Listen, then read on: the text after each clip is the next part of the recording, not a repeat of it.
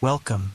Tonight, we drift back through the mists of time to an age of wind and wood, of gods and sea, of silence between or strokes and firelight under endless northern skies.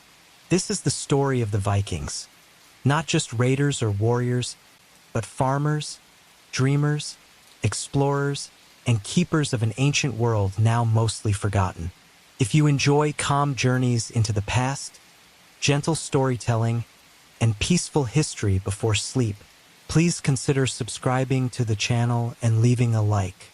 It helps these quiet stories reach others who need rest and wonder. Now let's begin.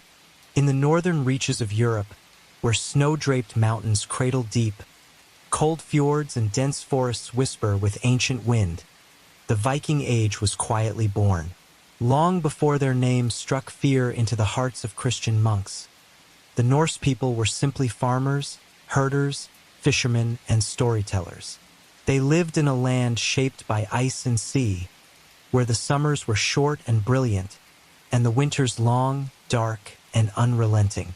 Their daily life, though hard, was deeply rooted in tradition, in kinship, and in a reverence for forces they could feel but never fully explain. The people we now call Vikings did not call themselves so. The word Viking was not a tribal name, nor an ethnicity. It was an activity, a way of life. To go a Viking meant to leave home, to raid, trade, or explore by sea. Most Norse people never did so. They lived out their entire lives tending land, raising animals, building homes, and honoring the turning of the seasons. And yet, it was this very land, rugged, sparse, and beautiful, that forged the hardiness and independence which would later carry their longships across oceans. Geographically, the Viking homelands were spread across what is now Norway, Sweden, and Denmark. These lands were divided not by national borders, but by natural terrain and clan territories. Mountains isolated some communities, rivers connected others. The soil was often thin and rocky, especially in Norway, making farming a constant battle against nature. But where the land was harsh, the sea was generous. Cod, herring, and seals provided food, while driftwood and whalebone became tools and structure. Their settlements were practical and built for endurance. The most common structure was the longhouse, a low, rectangular building made of timber, turf, and stone. It housed not only the extended family, but also their animals during the colder months. Inside, a central hearth was the heart of the home, providing heat and light. Smoke vented through a hole in the roof, and the air was often thick and warm with the mingled scents of firewood, stew, and wool. Life revolved around this warmth. Cooking, storytelling, spinning, carving, and teaching the young. Though often portrayed as savage or simplistic, the Norse had a highly developed social structure and sense of justice. Clans were led by chieftains, who ruled not as kings, but as first among equals. Decisions were made at the Thing, a kind of assembly, where free men gathered to settle disputes, create laws, and judge crimes. These gatherings were more than legal. They were social, economic, and sacred. Oaths were sworn before the gods, trade agreements were made, and alliances were cemented through marriage and mead. At the heart of Norse life was their relationship with the unseen, the gods, the spirits of nature, and the threads of fate that wove through all things. Their religion was not codified like the Christianity that would later reach their shores. It was lived and felt, passed through spoken word, remembered through symbols carved in stone and wood, and honored through ritual acts that merged the sacred with the everyday. The gods of the Norse pantheon were many, and not all were kind. Odin, the All-Father, was a god of wisdom, war, and the dead, but also of poetry and prophecy. He wandered the world in disguise, seeking knowledge even at great personal cost, having given one eye for the wisdom of the well of Mimir. His very nature reflected the Norse view of the world, one where knowledge and survival were hard-won and sometimes cruel. Thor, his son, was the hammer-wielding protector of mankind, defender of order, and a favorite among common people. Where Odin was distant and mysterious, Thor was tangible, present, and strong. Freyr and Freya, gods of fertility, love, and wealth, were central to agricultural life and the mysteries of birth and death. Loki, the trickster, embodied chaos and contradiction, a necessary part of a worldview that saw the universe not as perfect, but as balanced between opposing forces. Temples, such as those at Uppsala in Sweden or Gamla Uppsala, were sacred spaces, but more often, worship happened in the natural world. At groves, near stones, on the edge of rivers or hilltops, offerings of food, precious metals, weapons, or animals were made to secure favor, protection, or guidance. Rites were seasonal, tied to the sowing and the harvest, to the equinoxes and solstices. Festivals such as blots were communal events, where feasting, storytelling, and sacrifice intertwined to mark sacred transitions in the calendar of life. Because the Norse had no written literature before Christian influence, their myths and history were carried by oral tradition. Skalds, or poets, held immense importance in society. Through verse and song, they preserved the lineage of kings, the exploits of warriors, and the deeds of the gods. These tales were memorized and performed, not read. Each performance carried slight variation, not as an error, but as part of the living nature of memory and myth. This oral foundation gave Norse culture a fluidity. It evolved with each generation while retaining its core. Their understanding of life and death was equally poetic and pragmatic. Life was brief, hard, and beautiful. Death was not feared, but respected. To die honorably, whether in battle or fulfilling one's duties, was to potentially gain a place in Valhalla or Folkvanger, the afterlife realms of Odin and Freya. But not all went to such halls. Some passed into the cold, shadowy realm of Hell, ruled by the goddess of the same name. Unlike later Christian conceptions of hell, this realm was not one of punishment, but of stillness, a place where forgotten souls waited in silence. These beliefs shaped how the Norse saw themselves. They were not passive followers of fate, but walkers upon its threads. Destiny, or WYRD, was something to be met with courage, whether it brought fortune or ruin. And this mindset of boldness before the unknown is what would soon carry them to sea. The sea was not a barrier for the Norse, it was a highway, a teacher, and a test. Surrounded by fjords, islands, and cold northern waters, the people of Scandinavia grew up with salt in their blood. From childhood, they learned to read the stars and the wind, to know the difference between storm swell and safe harbor.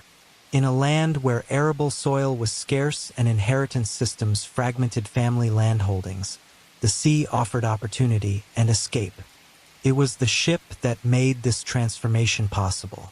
The Viking longship, sleek and shallow-keeled, was one of the most remarkable maritime innovations of the early Middle Ages.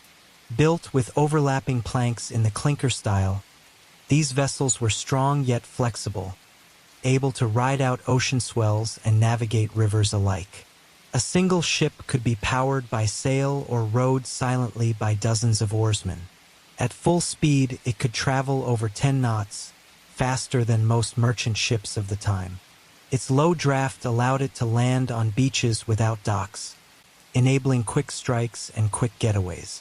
The prow was often carved into the shape of dragons or serpents, not merely decorative, but meant to intimidate and to connect the ship spiritually to protective spirits. The building of a longship was a communal and spiritual act. Trees were carefully selected, often oak or pine, and cut only at certain times of year. The wood was steamed and shaped with precision. Iron rivets, hand-forged, held the hull together. A completed ship might be named with ceremony, offerings made to the gods, and its keel bathed in blood or mead to sanctify it. To the Norse, a ship was not merely a tool. It was a living thing, a companion on their journeys through the world and beyond. By the late 8th century, coastal villages across Scandinavia were sending ships out not only to trade, but to raid. The causes of this outward movement were many: population pressure, climate changes, political consolidation by ambitious jarls and petty kings, and the lure of wealth all played roles. But perhaps even more powerful was the cultural ethos that saw risk and honor as twins, and believed that a name won through action might live on forever in story. The first recorded Viking raid on the monastery at Lindisfarne in 793 CE was shocking to the Christian world, but not unprecedented in Norse experience. Monasteries, with their riches and lack of defenses, were obvious targets.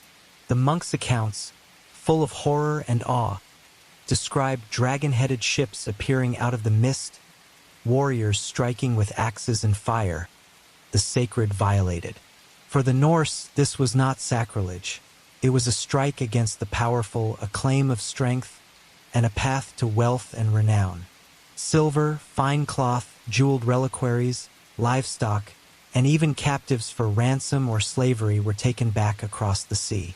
Yet these early voyages were not solely for raiding. Many Norse expeditions combined trade, diplomacy, and seasonal exploration. Their presence in the British Isles, the Frankish coast, and beyond was often cyclical, a rhythm of arrival and departure governed not only by opportunity, but by weather and wind. In time, however, some would stop returning home. As the 9th century unfolded, the rhythm of Norse expeditions began to shift. What had once been quick raids during the warmer months gradually evolved into longer campaigns, and eventually settlements. The reasons for this transition were both practical and cultural. For one, the lands they encountered, particularly in the British Isles and northern Francia, were fertile, warmer than Scandinavia, and often less rugged. In an age when inheritance left many younger sons without land, the prospect of claiming fields abroad was deeply attractive. Moreover, Europe itself was vulnerable. The great empires of Charlemagne's day were beginning to fracture under internal pressure. Regional lords grew more autonomous, and central authority weakened. Monasteries and towns, though wealthy, often lacked military protection. River systems like the Seine, the Thames, and the Loire acted like open doors, leading Norse ships deep into continental interiors. And where they landed, they often stayed. By the 840s, Viking winter camps were becoming a regular occurrence. These were not makeshift shelters, but semi-permanent bases where warriors could rest, repair ships, trade, and prepare for spring. One such base, established along the River Loire in France, became a launching point for attacks as far inland as Tours. Others were founded in East Anglia and along the coastlines of Ireland, Scotland, and northern England. These camps blurred the line between raiding and colonization. What began as temporary presence evolved into permanent towns. In Dublin, founded by Norse settlers around 841 CE, the Vikings established a thriving port that would serve as a political and economic hub for centuries. Similar settlements arose in Waterford, Cork, and Limerick, places still bearing traces of Norse influence in their names and foundations. Not all encounters were violent. The Norse were pragmatic. If local rulers could be bargained with, they preferred treaties over prolonged conflict. Intermarriage, trade agreements, and political alliances became common. In Ireland and parts of Britain, Norse warriors even fought as mercenaries in local dynastic struggles, aligning themselves with Gaelic chieftains or Anglo-Saxon rulers when it suited them. These relationships weren't always stable, but they reveal that the Vikings were not mindless raiders, but strategic actors in a complex and changing landscape. The increasing permanence of Norse presence also brought cultural exchange. Local populations began adopting Norse words, crafts, and legal practices. Likewise, many Norse settlers adopted local customs, languages, and even faiths. In some regions, Norse and native communities merged so thoroughly that new hybrid cultures emerged, as seen in the Norse Gaels of Ireland and Western Scotland. At home in Scandinavia, news of these new lands and opportunities spread by word of mouth, carried by returning warriors and traveling skalds. Sagas and family stories began to change. They were no longer just about brave raids.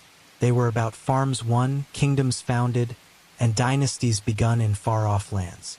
The idea of what it meant to be Norse was slowly expanding, shaped not only by the soil of the homeland, but by the coasts of a wider world.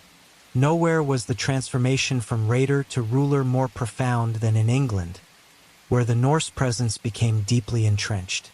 After decades of raids along the English coast, from Northumbria to Wessex, a new kind of Viking army arrived. In 865 CE, a massive force known as the Great Heathen Army landed in East Anglia. Unlike earlier seasonal expeditions, this was a coordinated, multi-year campaign involving thousands of warriors, intent on conquest and settlement. The leaders of this army, including legendary figures like Ivar the Boneless, Ubba, and Halfdan Ragnarsson, were said to be sons of Ragnar Lothbrok, a semi-mythical warrior king whose death at the hands of an English king may have sparked a blood feud that grew into invasion. Though historians debate Ragnar's historical existence, his symbolic role in Norse tradition is immense. The brave, clever, tragic figure whose sons sought vengeance and greatness across the sea. The Great Heathen Army did not simply burn towns and flee. They captured cities, installed puppet rulers, and established Norse law. In York, known to the Vikings as Jorvik, they set up a permanent kingdom. This city became one of the most important urban centers in Viking Britain, a place of commerce, craftsmanship, and administration. Archaeological evidence from York shows sophisticated trade, metalwork, and even urban planning, a testament to Norse adaptability and ambition. Over the following decades, the Danelaw emerged, a vast region of eastern and northern England under Norse control. Though not a single unified kingdom, it was bound by common laws, customs, and leadership drawn from Norse traditions. Place names shifted, towns ending in "by", meaning farm or settlement, like Derby, Grimsby, and Whitby, trace their origins to this era. Norse legal customs, like thing assemblies, were introduced and sometimes blended with Anglo-Saxon institutions. Yet life in the Danelaw was not purely Norse, nor was it entirely separate from Anglo-Saxon England. Intermarriage was common, bilingualism became widespread, and hybrid cultures formed. Norse settlers farmed the land, paid taxes, and worshipped, whether at pagan altars or eventually Christian churches. Some Norse chieftains even converted, often for political convenience, integrating themselves into broader Christian society. By the turn of the 10th century, many of the so-called Vikings in England were no longer outsiders, they were locals. This shift from foreign invader to settled landholder mirrored transformations happening across the Viking world. The image of the Viking began to change. While the longship remained a symbol of freedom and might, it was increasingly paired with symbols of land ownership, governance, and diplomacy. Norse leaders minted coins, issued laws, and negotiated treaties. Some, like Guthrum, even signed peace accords with English kings, agreeing to divide the realm and end hostilities, at least temporarily. The Viking Age, once characterized solely by fire and fury, was becoming something more complex. A period of cultural entanglement, political negotiation, and slow assimilation. As the 9th century gave way to the 10th, the Viking world stood transformed. What began as unpredictable coastal raids had evolved into a multi-generational presence stretching across the North Atlantic, the British Isles, and into the heart of continental Europe. The Norse were no longer strangers to the lands they once raided. They were farmers, rulers, merchants, and neighbors. This transition did not mark an end to violence.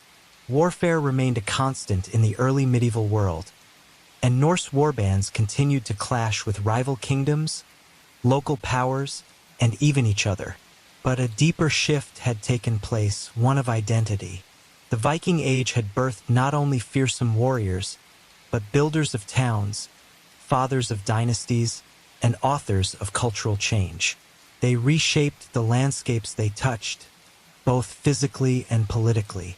In the decades ahead, their ships would push even farther, to the icy shores of Iceland, to the green pastures of Greenland, and even briefly to the rocky coast of Vinland, the land we now call North America. These journeys would mark the limits of their physical expansion, but not the limits of their legacy. Back in Scandinavia, the homelands themselves began to change. Wealth flowed back from abroad, not just in silver, but in new ideas. Contact with Christian Europe introduced new technologies, religious beliefs, and writing systems. Eventually, many Norse leaders, sometimes voluntarily, sometimes under pressure, converted to Christianity. This process took centuries and often coexisted with older beliefs, but by the end of the Viking Age, crosses had joined hammers on burial stones, and monks were composing sagas in Latin script. With conversion came the recording of Norse stories. What had once existed only in oral form, mythic tales of gods and giants, of feuds and fate, began to be written down in works like the Poetic Edda, the Prose Edda, and later the Icelandic sagas. These texts, though written by Christian scribes, preserved a rich vein of pagan thought, ethics, and imagination. Through them, the Norse worldview, cyclical, heroic, fatalistic, endured far beyond the era of raids and longships. The end of the Viking Age is often dated to the mid-11th century, marked by events such as the Battle of Stamford Bridge in 1066, where the Norwegian king Harald Hardrada was defeated by England's King Harold Godwinson. Ironically, just weeks later, another descendant of Norse settlers, William, Duke of Normandy, would conquer England, cementing a new chapter in European history born directly from the Viking diaspora. But the true legacy of the Viking Age cannot be reduced to battles or dates. It lives on in language, in law, in names and customs.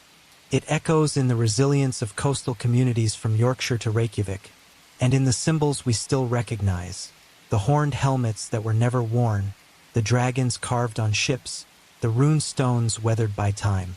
The Norse of the 8th and 9th centuries could not have foreseen how far their sails would carry them, not just across the sea, but into the very fabric of history. Yet in their voyages, their stories, and their transformations, we find a truth deeper than conquest, that in meeting the unknown, with courage, curiosity, and skill, the world itself is reshaped. Paragraph 2. Hearth and kin, daily life in the Viking world. Beyond the stories of exploration and war, beyond the longships and distant shores, the true heartbeat of Viking society lay at home, in the small farms scattered across the rugged landscapes of Scandinavia. For every warrior who sailed across the sea, there were dozens who never left the land of their birth. They rose with the frost, worked the soil, tended animals, and gathered around the hearth in the long darkness of winter. Their lives were humble, but full of meaning, rooted in kinship, tradition, and the steady rhythm of the seasons. A Viking household was both shelter and center of the world. The most common dwelling was the longhouse, a long, narrow structure built from wood, turf, and stone. Walls were lined with woven mats or carved panels. The roof was steeply pitched, often thatched with straw or covered in earth for insulation.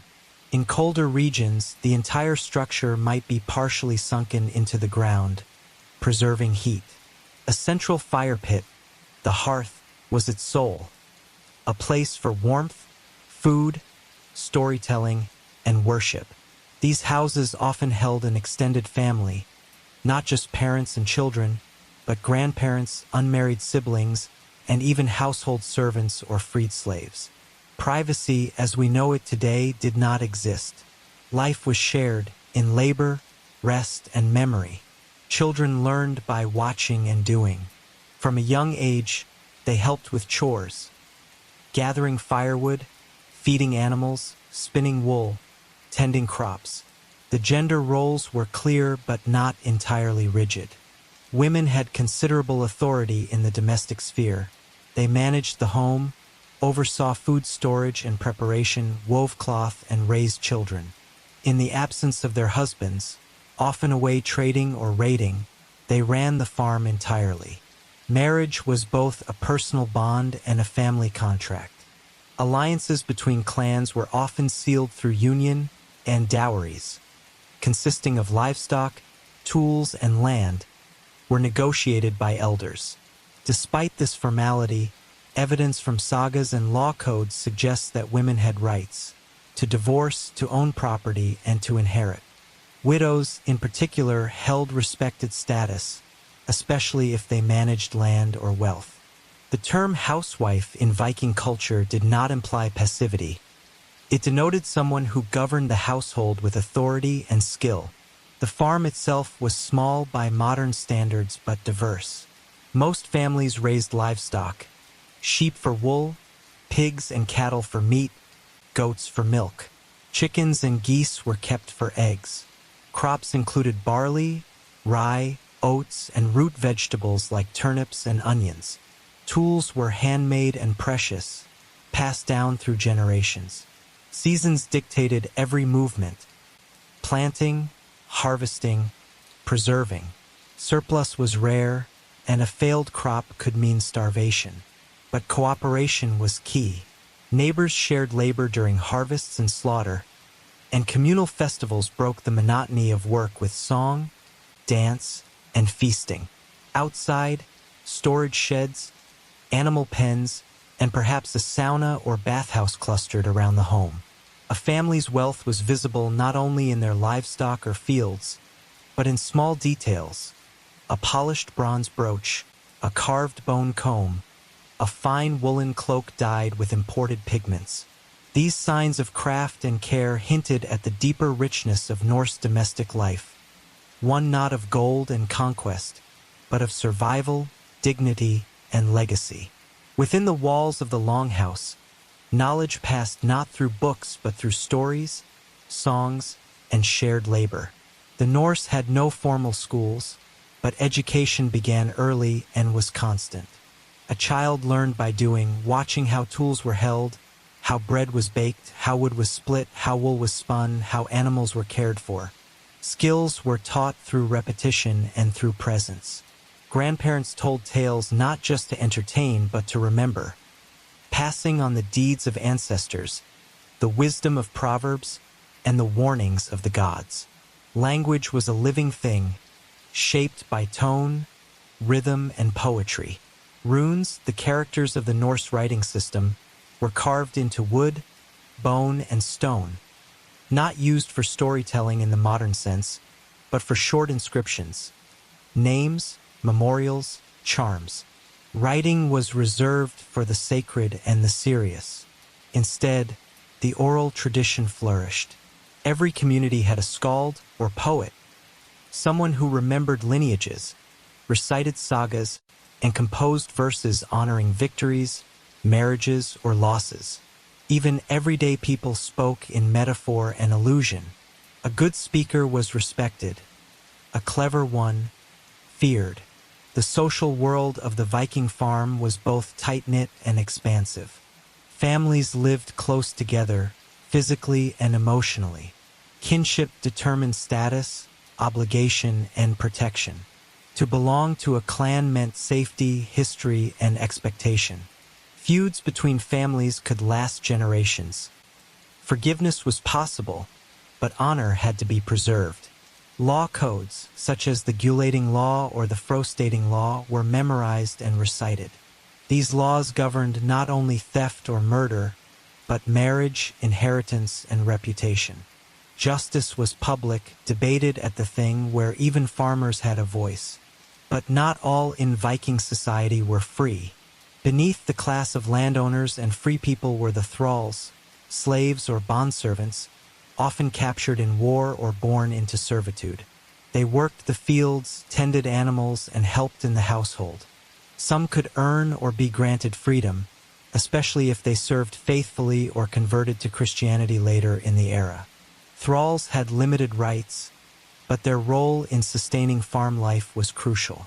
Their presence, often unmentioned in heroic tales, reminds us of the complex and sometimes brutal nature of Norse society. Religion and belief were ever present in daily life. Small household altars to gods like Freyr, Frigg, or Thor stood near the hearth. Offerings of bread, ale, or small tokens were given at seasonal festivals. The wheel of the year turned slowly. Yule in midwinter, Astra in spring, midsummer, and harvest festivals, each marking the passage of time and the favor of the divine. The gods were not distant figures, they were kin, allies, and sometimes tricksters. Dreams, omens, and signs from animals were taken seriously. A raven circling the barn might mean a coming storm. A good crop after an offering was proof that Thor had smiled upon the land. Despite the hardship, Viking villagers found time for joy. Children played games with carved wooden toys. Adults gathered for storytelling, riddles, drinking songs, and even sports, such as wrestling or stone lifting. Winter, long and dark, was softened by the light of fire, the smell of stew, and the sharing of songs that had been sung for generations.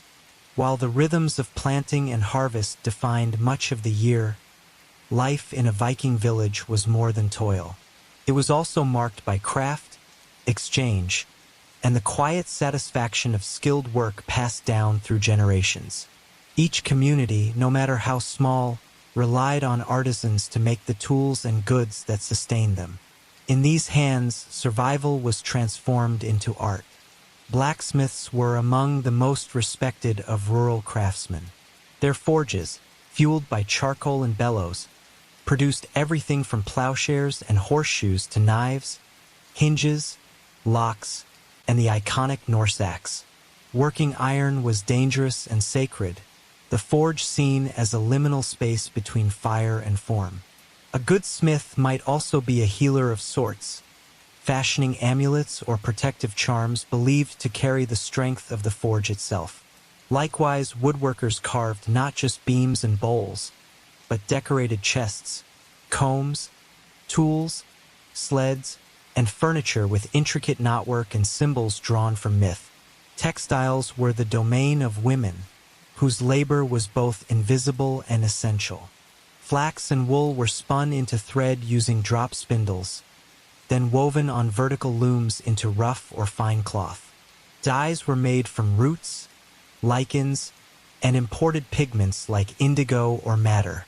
Clothing was practical but not plain. Tunics, cloaks, and aprons often bore delicate embroidery at the edges, and clasps and brooches of bronze or silver marked status and taste. A woman's skill in cloth-making was a mark of honor, and fine textiles were sometimes used in trade, gifted in marriage, or offered in religious rites. Leatherworkers made shoes, belts, pouches, and harnesses, while bone carvers shaped combs, gaming pieces, and needles. Potters, though less common in early Viking society due to limitations in firing technology, sometimes produced low-fired domestic wares or imported ceramics were reused with care. Even children learned to carve simple items, from whistles to small animal figures, each one reflecting a quiet pride in handiwork. Trade within and between villages was informal but regular. Local markets, sometimes seasonal, often connected to thing assemblies, allowed goods to move between hands. Barter was more common than coin, though silver rings and hack silver, cut bits of precious metal, sometimes functioned as currency. A farmer might exchange wool for grain, a carved spindle for dried fish, or a sack of herbs for beeswax. Over time, some villages grew into regional centers, developing docks, workshops, and even defensive ditches or walls. These gatherings weren't just economic, they were social. News traveled with merchants, along with songs, gossip, and tales of distant raids or new Christian kings in the south.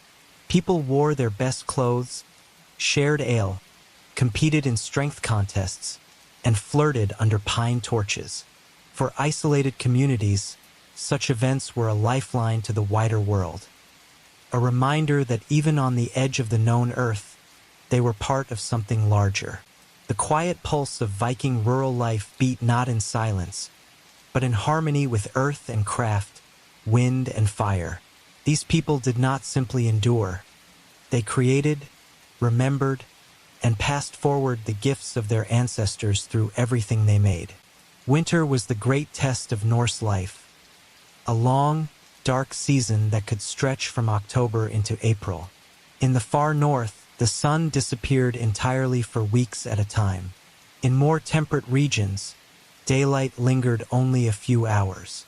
Snow drifted high against the walls of the longhouse, and lakes froze into silence. For the Viking farmer, preparation was the key to survival. By late autumn, cellars were stocked with salted fish and dried meat.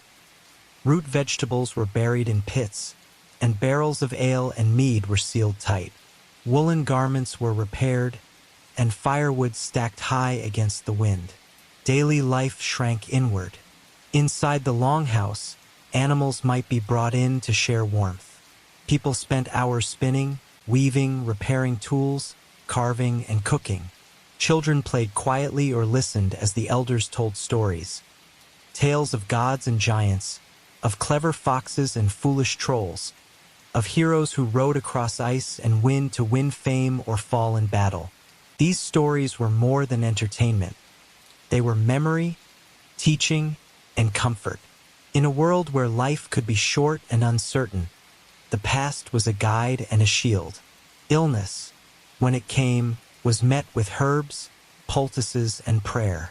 Healing was often the task of wise women or vulvas, spiritual figures believed to understand both medicine and fate. They brewed teas from yarrow, willow bark, and juniper. They bound wounds with linen and beeswax. They whispered charms to drive away spirits of sickness. Childbirth was dangerous, so was infection from even small injuries. Life expectancy was modest, and many did not live beyond 40. Yet the old, when they survived, were respected, even revered. Age was seen not as decay, but as wisdom hard-earned. The dead were remembered with ceremony and care. Burial customs varied across regions and time, but often included grave goods, weapons, tools, beads, food, and sometimes animals, placed to serve the departed in the next life. Some were laid in wooden coffins, others in stone-lined graves, or even beneath mound tombs that rose like small hills across the landscape. For the wealthy, a ship burial might be arranged, the body laid in a boat, surrounded by offerings, and covered with stones and earth. Such rituals were meant not only to honor the dead, but to protect the living, to maintain balance between this world and the unseen one. Memory of the dead was vital. Names were passed down to children. Heroic deeds recalled at feasts. To be forgotten was the true death. The Norse believed that fame, rightly earned and spoken aloud, could preserve a soul beyond the grave. Sagas tell of men and women whose names were still spoken generations after their bones had turned to dust. This reverence for the past anchored the Viking people in time, a chain of kinship that stretched from the first settlers of the fjords to the newest child born by the hearth. In winter's hush, by flickering flame and whispered prayer, the Norse remembered who they were. Not just raiders or farmers, but part of a story older and deeper than any single life. Though the Norse world was often harsh and uncertain, it was not without joy, connection, and meaning. The people of the Viking Age found solace in the strength of their communities and in the cyclical flow of the year, a sacred calendar that stitched time together through feast, fasting, and the honoring of powers beyond the scene. Among the most anticipated events of the year was Jol, or Yule, the midwinter festival. It was a time of light in the darkness, marked by feasting, storytelling, and ritual. Families slaughtered livestock fattened through the year, brewed ale, and prepared sweet flatbreads or honey cakes. Green branches were brought indoors as symbols of life enduring through winter.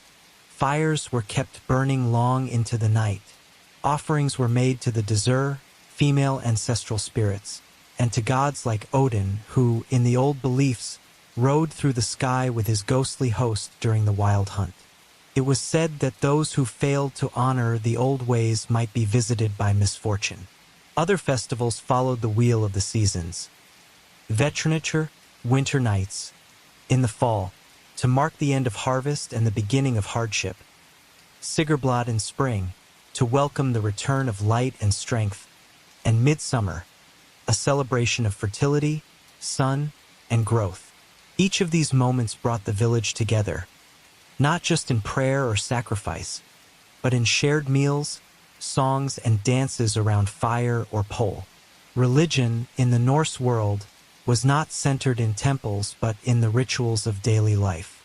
A woman sprinkling ale on the threshold for Thor, a man hanging a hammer amulet above the barn door, a child whispering thanks to a stream spirit. These were not superstitions, but relationships. The divine was everywhere, in stone, tree, storm, and animal. The gods were not distant rulers but kinfolk, powerful, flawed, and ever watching. People sought their favor, but did not beg. Life was hard, and even the gods struggled. These beliefs wove people together. In a world of risk, crop failure, illness, raids, survival depended on mutual aid and ritual clarity. Villages had customs for birth, for death, for marriage, and for reconciliation. If a neighbor's barn burned, others would lend wood. If a child was orphaned, they were taken in. Disputes were resolved through gifts and public words, not just punishment. Shame was feared more than pain, exile worse than death. Even music and gameplay had communal roles. Lyres and flutes accompanied skaldic recitations. Natliker, a rough ball game played on frozen ground, tested speed and strength. Riddle contests were held by Firelight, and tales of old gods or distant travels were passed from mouth to mouth, changing slightly with each telling. These were not diversions. They were the glue of memory, laughter, and belonging. The Viking village, then, was not just a cluster of buildings in a cold land. It was a network of human hearts bound by ritual, responsibility, and a shared understanding of what it meant to endure and to do so together. The daily grind of village life, with its aching backs, frozen fingers, and endless tasks, did not weaken the Norse spirit. Rather, it forged it. In the struggle to carve life from rock and snow, to raise families under fickle skies, and to bury the dead with dignity, the people of Scandinavia learned patience, courage, and resilience. These were the same qualities later praised in battle, but they were born at home, not on the battlefield. In the Norse worldview, strength was not measured solely in the clash of steel, but in the ability to endure without complaint. A man who could till frozen ground, patch a leaking roof, or mend a net by candlelight was as worthy of respect as any fighter. A woman who raised 5 children through 3 winters, wove every thread of cloth on their backs, and sang them to sleep beneath a leaking roof was a hero in her own right. Stories of gods and warriors were grand, but it was the quiet endurance of daily life that truly held their society together. Children absorbed these values early. They were not shielded from the reality of death, illness, or hunger. They witnessed and lived it, but they also saw how community responded. With shared meals, repaired roofs, and open arms, they learned how to sow, harvest, spin, fight, and forgive.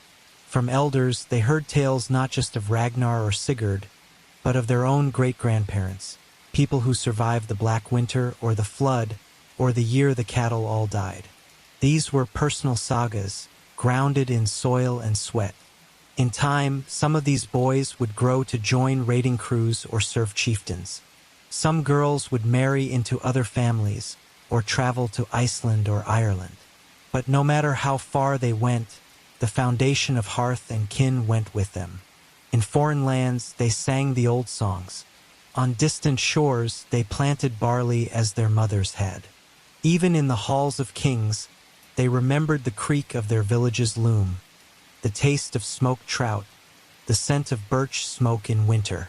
This domestic world, so often overlooked in sagas and chronicles, was the spiritual bedrock of the Viking Age. It taught values that neither sword nor sea could erase. Loyalty, resourcefulness, reverence for ancestry, and the ability to adapt. For every famous explorer or warlord, there were thousands whose names were never carved in stone, who lived and died in humble homes, raised good children, and honored their ancestors. They are the silent architects of Norse civilization. In the warm glow of the hearth, under low wooden beams darkened by smoke and time, the Viking world beat steadily. Fierce not just in battle, but in love, in craft, in care. It was there, in the quiet strength of the village, that the Norse spirit was truly born. Paragraph 3. Raiders of the North, the psychology and ritual of Viking warfare. To the rest of medieval Europe, the Vikings appeared suddenly, like a storm from the sea. Monks in isolated abbeys looked up from their prayers to see sails like dragon wings on the horizon. Fishermen found their villages in flames. Kings watched their coasts crumble under waves of longships and men in mail. Yet behind these terrifying images lay a more complex reality. Viking warfare was not random chaos, but a deeply embedded part of Norse culture, shaped by belief, ritual, economics, and necessity. From early childhood, boys in Viking society were raised with an awareness of strength and survival. Games tested balance, endurance, and quick reflexes. Wrestling was common, along with stone lifting, swimming in cold rivers, and sparring with wooden staves. These activities were not merely play, they were preparation. In a world with no standing armies, defense fell to communities themselves. Every man might one day be called to protect his kin or sail with his chieftain. Weapons were not just tools of violence, but symbols of identity. A man's sword was often his most treasured possession, passed down through generations, named, sometimes inlaid with silver or runes. Axes, unlike swords, were more common and versatile. They could be used to fell trees, split bone, or split shields. Spears were easy to make and deadly in tight formations. Even farmers often carried a seax, a short blade used for both daily tasks and defense. Shields were round, wooden, and painted, sometimes bearing the colors or symbols of one's family or lord. Before battle, warriors often performed rituals to seek strength or protection.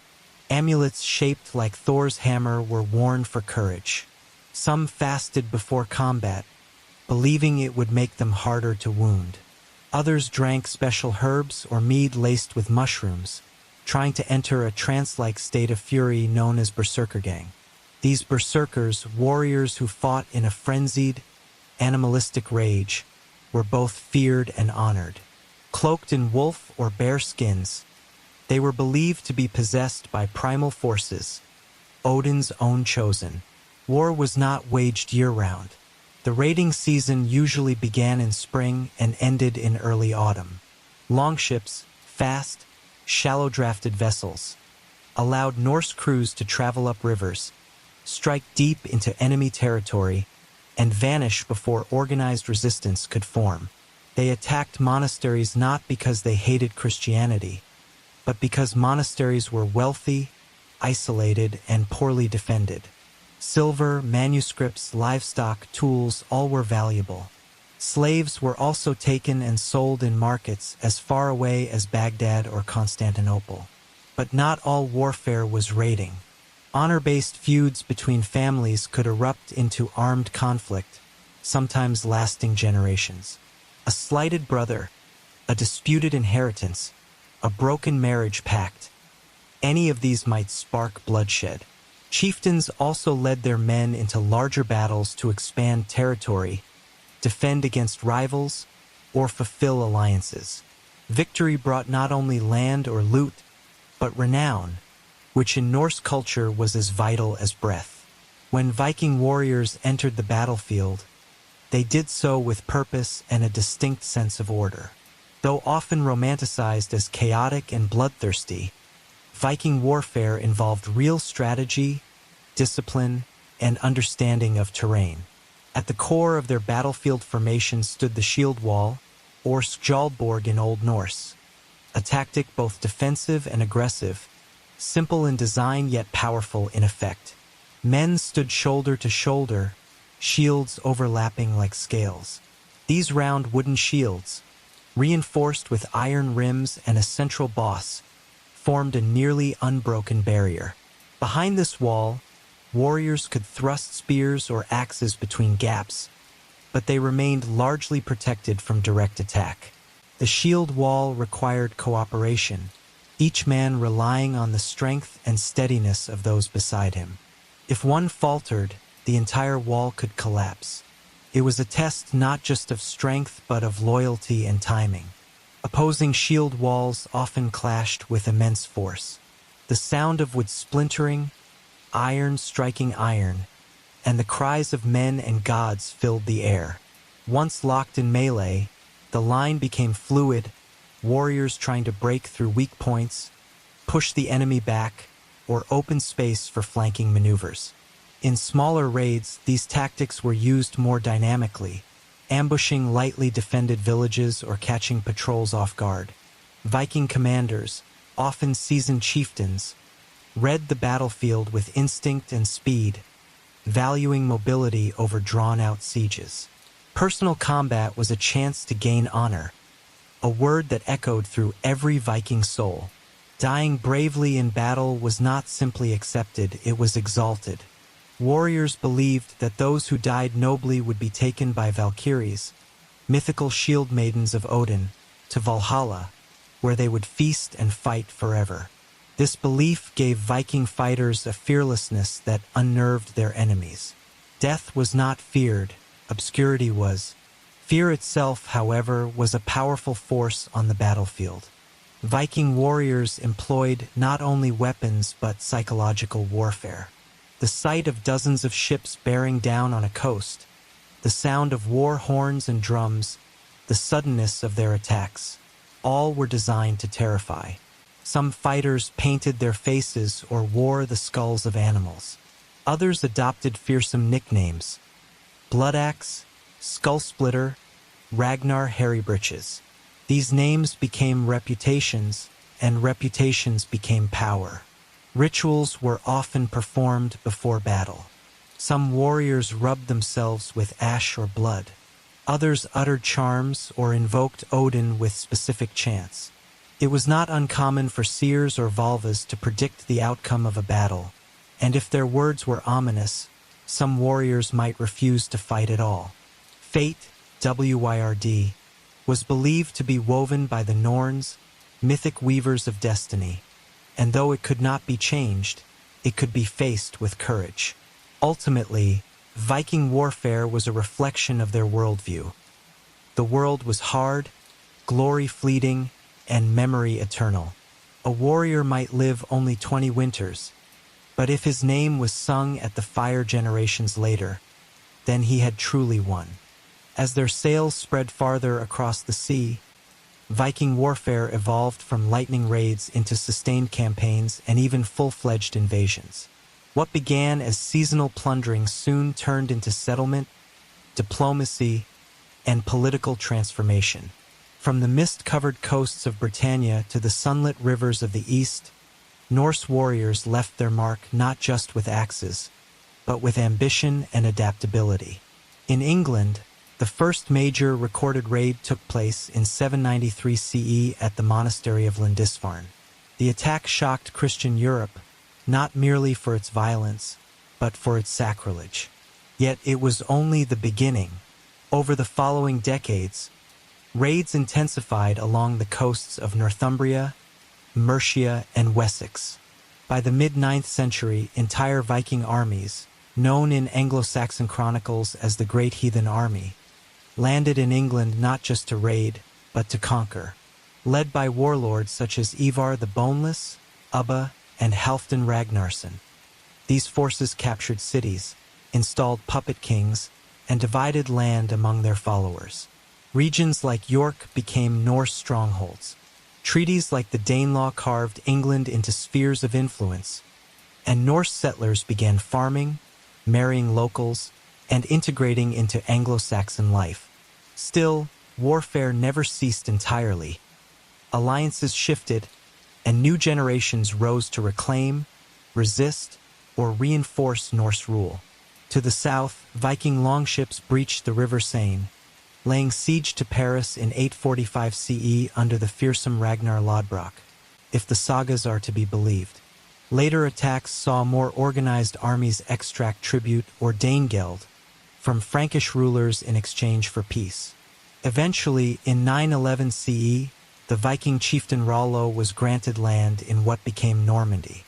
His descendants would adopt the French language, Christian faith, and Frankish customs. Yet they retained their martial roots. One of them, William the Conqueror, would eventually invade England in 1066. Eastward, other Norse groups, known to Byzantines and Arabs as Varangians, ventured deep into the river systems of Eastern Europe. From bases along the Baltic Sea, they sailed into the Neva, Volga, and Dnieper rivers, founding trade posts and settlements that would form the roots of future cities like Novgorod and Kiev. These Viking traders and warlords formed alliances with Slavic tribes, married into local nobility, and were instrumental in shaping the emerging Kievan Rus state. The Eastern Norse, called Rus, maintained ties with their Scandinavian homelands but developed distinct identities. They traded furs, slaves, and silver with the Byzantine Empire, and some even served as elite guards, the famed Varangian Guard, in Constantinople itself. Here, Norse warriors stood beside emperors, far from the icy fjords of home, yet carrying their legends into marble halls. Further west, Norsemen also explored and settled Iceland, Greenland, and briefly Vinland, likely part of modern-day Newfoundland. Though these ventures were less warlike, they still bore the imprint of Viking expansion. Bold, seaborne, and ever adaptive. Wherever they went, the Vikings brought not only weapons but a worldview, one where fate was to be seized, not awaited. Through axe, oath, and ambition, they reshaped the medieval world. No discussion of Viking warfare is complete without addressing a compelling and often debated subject: the role of women. Though Norse society was patriarchal in structure, its mythology, sagas, and even archaeological evidence suggest that women were not always confined to the hearth. In fact, they may have stood, at times, on the battlefield. The image of the shield maiden, Skjaldmr, is one of the most enduring and romanticized elements of Viking lore. These women, often described in sagas as brave, skilled, and death-defying, appear in stories like Hervarar Saga and Saxo Grammaticus Gesta Danorum. Characters like Lagertha, Brynhildr, and Hervair wield swords and command ships, sometimes donning male armor to ride into battle alongside men. But were these merely literary inventions, symbols of idealized courage, or echoes of a more complex social reality? Archaeological discoveries suggest the latter.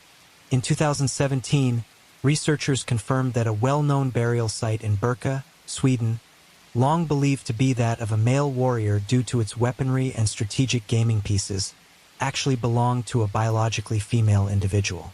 The grave included a sword, axe, spear, arrows, and 2 horses, all signs of a high-ranking warrior or commander. Though interpretations vary, it reignited academic discussion about women's roles in Viking military life. Historical sources outside Scandinavia also offer tantalizing hints. Arab traveler Ibn Fadlan, who encountered Rus Vikings along the Volga in the 10th century, described women participating in funeral rites with powerful authority. Byzantine accounts of the Varangian Guard occasionally note the presence of fierce Norse women accompanying men on campaigns. And in Norse law codes, women could inherit land, request divorce, and manage estates, suggesting a level of autonomy that may have extended, in rare cases, to martial roles. Beyond literal combat, Viking women held vital spiritual and symbolic roles in warfare. The figure of the Valkyrie, a divine shield maiden who chose who would die in battle and be carried to Valhalla, was both terrifying and revered. Often depicted as armored, winged, or riding horses across the sky, Valkyries were woven into the warrior's understanding of fate. To see one in a dream or vision was an omen, often of glory or death. In households, women prepared warriors for departure, mending clothes, crafting food for the voyage, and sometimes presenting weapons with blessings or charms. They kept the hearth strong in the men's absence, managed farms, and defended homesteads when needed. Tales of women wielding knives or hot embers to protect their children during attacks were not uncommon. Strength in Norse culture was not the sole domain of men, it was expected of all. Though Viking society placed men at the front of war, its stories, beliefs, and even its graves suggest that the boundary between sword and spindle was more fluid than once believed. Whether in saga or soil, Norse women carried both power and purpose, and their presence in Viking warfare, direct or indirect, continues to echo across time. When the clamor of steel faded and sails once again caught the northern wind, Viking warriors returned not only with goods and scars, but with stories. For the Norse, coming home from battle was not an end, but the beginning of another sacred process: remembrance. War was as much about what was done in the field as how it was remembered in the hall. Victorious warriors were greeted with feasts. Mead was poured, songs were sung, and sagas began to take shape around the fire. These stories were not idle entertainment. They were oral monuments. The names of the fallen were spoken with reverence, their deeds woven into the fabric of community identity. To die in battle was to live in memory. To fight bravely was to earn a place not just in Valhalla, but in the hearts of kin and comrades. In some villages, returning warriors placed tokens or souvenirs on family altars: a foreign coin, a piece of a broken shield, or even earth from a distant land. These items became totems of survival and reminders of fate. Some were buried with the warrior upon death. Others were passed to sons, worn as pendants, or kept in hidden boxes of carved ash wood. But for those who lost loved ones, the rituals were deeper. Death in battle required ceremony, and the Norse took it seriously. If a body was recovered, it might be burned on a pyre or laid in a boat and buried under stone. Chants were recited, runes inscribed, food and tools sent with the departed. Sometimes the entire community gathered for funeral games, which included wrestling, archery, horse races, and poetry. A celebration of life through physicality and expression. Even in grief, there was purpose. Families believed that the dead could watch over the living, but only if properly honored. To forget a warrior, or to fail to speak their name, was a dishonor worse than cowardice. Thus, skalds, the Viking poets, served a critical function. They composed Draper, long poetic tributes to warriors, often performed at gatherings or courts. These poems were memorized, recited across generations, and sometimes carved in runes on stone.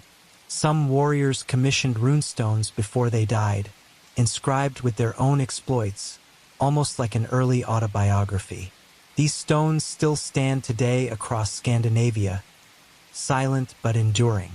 They often read, Bjorn raised this stone in memory of Halfdan, his brother, a brave man who traveled west and died in battle. May Thor hallow these runes. Beyond personal honor, returning warriors also brought wisdom. They had seen foreign lands, heard new languages, and learned tactics from Franks, Saxons, Slavs, and Byzantines. They brought back not only gold, but ideas about leadership, defense, negotiation. A successful warrior might rise to become a jarl, leading a region or even founding a dynasty. In this way, war shaped politics as much as legend. Peace never lasted long. The next season, the sails would rise again. But in the quiet months between raids, the hearth became a place of reflection.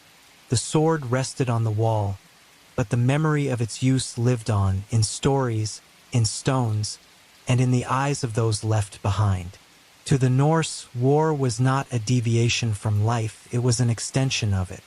Their myths told of gods who fought at the end of the world, of giants slain, of swords pulled from dragon hordes, and of blood debts that could span generations.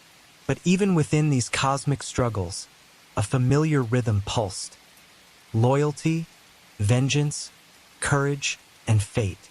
The same values that shaped their legends also guided their living hands. In this worldview, the line between the mythic and the mortal blurred. A young man who picked up his father's axe did not merely inherit a weapon, he inherited a legacy. He joined a story already in progress. When he stood beside his comrades in a shield wall, he did so not only to defend his village, but to prove himself worthy of the same songs sung of his ancestors. The Norse did not believe in living forever, they believed in being remembered forever. This hunger for remembrance shaped every detail of their military culture. It influenced the names they gave themselves: Wolf-Tooth, Ironbeard, Hawk's Son.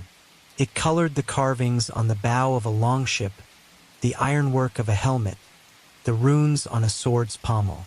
Even the way a man died mattered. Falling while fleeing could doom one's reputation. Falling while protecting another could immortalize it. Yet, for all the glory, the Norse did not romanticize war blindly.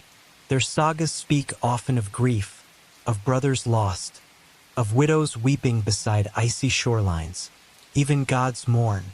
Odin himself is called All-Father not just for wisdom, but for pain. He sacrifices his eye for knowledge, hangs himself from Yggdrasil to learn runes, and knows that even the gods will fall in Ragnarok, the twilight of the gods. This tragic awareness, woven into myth, grounded the warrior's pride in sorrow. In times of peace, Norse communities celebrated warriors, but also feared unchecked violence. Law codes regulated vengeance, defined restitution, and sought to contain the endless spiral of blood feuds. The Thing, a public assembly, was where disputes were settled, and warlords were held accountable by their peers. Strength had to be balanced by honor, and ambition by responsibility. A warrior who became too greedy or reckless could find himself outlawed, skaganger, forced to survive in the forests, cut off from kin and clan. Over the centuries, as Scandinavia slowly embraced Christianity, warfare remained, but the reasons and rituals changed. Crosses replaced hammers, saints replaced valkyries, and crusades replaced raids. Yet echoes of the old ways persisted. The tales of Ragnar, Lagertha, Egil Skallagrimson, and Harald Hardrada continued to be sung, shaping not just memory, but identity. In the end, Viking warfare was not just a matter of steel and strategy, it was a cultural force. It defined heroes, sculpted societies, and rippled far beyond the fjords of Norway or the forests of Sweden. Through blade, boat, and belief, the Norse carved their names into the bones of history.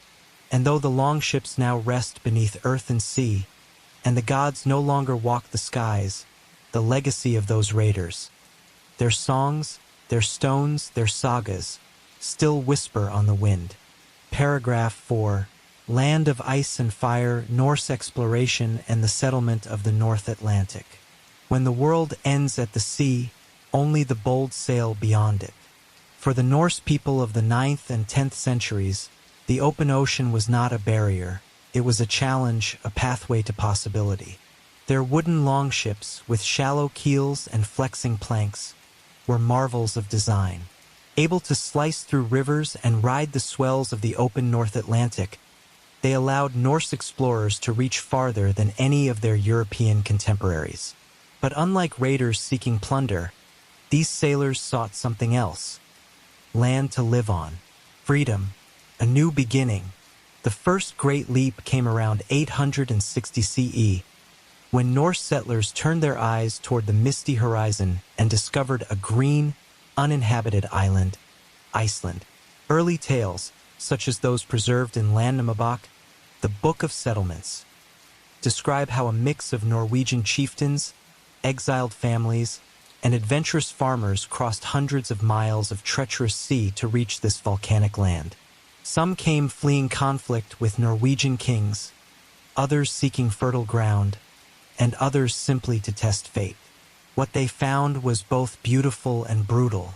Iceland was a land of extremes: steaming hot springs and glaciers, lava fields and verdant valleys. There were no native trees, no indigenous people, only birds, seals, and endless basalt. The first settlers brought sheep, horses, cattle, and grain. They built turf houses and long hauls, learned to fish in the storm-churned Atlantic, and devised a new society, one without a king. By 930 CE, they had formed the Althing, the world's oldest surviving national parliament. It was a gathering of free men, farmers, warriors, poets, who met annually at Ingvellir to resolve disputes, recite laws from memory, and declare judgments. There were no prisons, only exile. Justice was collective and law was oral. Iceland, though isolated, became a hub of culture, storytelling, and legal innovation. Here, many of the great Norse sagas were later written down, preserving the memories of gods and men alike. But Iceland was only the beginning. From its western shores, explorers pushed onward, toward an even colder, more distant land, Greenland. The man most famously associated with the next great leap westward was Eric the Red, a name whispered with both admiration and unease. Born in Norway around 950 CE, Eric was the son of Thorvald Asvaldsson, who was exiled for murder, a fate that would follow Eric himself later in life. As a boy, Eric's family relocated to Iceland, but history would not let him remain there for long. Hot-tempered and hard-edged, Eric was eventually banished from Iceland for killings tied to a land dispute. Yet exile did not break him, it awakened him. Armed with stories of a mysterious land seen by earlier sailors, Eric sailed west into the unknown. What he found was harsh, frozen, and vast. An ice-rimmed coastline of mountains and fjords, gleaming under a pale northern sun. He named it Greenland, the Green Land, not because it was lush, but because, as the sagas tell us, people would be more likely to go there if it had a good name. It was an act of branding centuries before marketing existed. Around 985 CE, Eric returned to Iceland and rallied settlers to join him. Some were adventurers, some outlaws, others simply desperate for new farmland. About 25 ships set sail, 14 made it. What they built was no mere camp but a chain of permanent settlements. The eastern settlement, near modern-day Qaqortoq, and the western settlement, near Nuuk. Life in Greenland was not easy. The climate was colder than Iceland's, and growing seasons were short. Farming was limited to hardy crops and grazing livestock. Winters were long and dark. Yet the Norse adapted. They constructed turf homes with deep walls for insulation, kept animals indoors through winter, and harvested seal, walrus, and even polar bear. Trade routes back to Iceland and Norway allowed them to exchange goods, including valuable walrus ivory, which became a prized export to Europe. Despite the brutal environment, Greenland sustained Norse life for nearly 500 years. Churches were built, including Gerar Cathedral, with its stone foundations still visible today. Families carved runestones, maintained Norse customs, and even maintained contact with Rome through the Catholic Church. But survival required constant balance between tradition and adaptation, pride and necessity. The Greenland Norse were not alone in the land. To the far north roamed the Inuit, migrating in waves from Arctic Canada. The relationship between the two peoples remains mysterious. Some archaeologists suggest limited contact, others note conflict and retreat. By the 14th century, the western settlement had vanished. The eastern settlement lasted longer but was eventually abandoned, likely due to climate cooling, soil erosion, isolation, and perhaps even shifting trade demands in Europe. But even as Greenland's colonies struggled, Norse eyes turned one last time to the horizon, to a land even farther west. A place of forests, wild grapes, and strange peoples. They called it Vinland. The final frontier of Viking exploration would take them to a land unknown to the rest of medieval Europe, a vast continent across a wild sea. The Norse called it Vinland, a name that would echo down the centuries and become the centerpiece of one of the most remarkable chapters in the Viking saga. The journey began with Leif Erikson, the son of Eric the Red. Unlike his father, Leif was known to be calm, thoughtful, and devout, a man shaped by both Norse tradition and a curiosity about the wider world.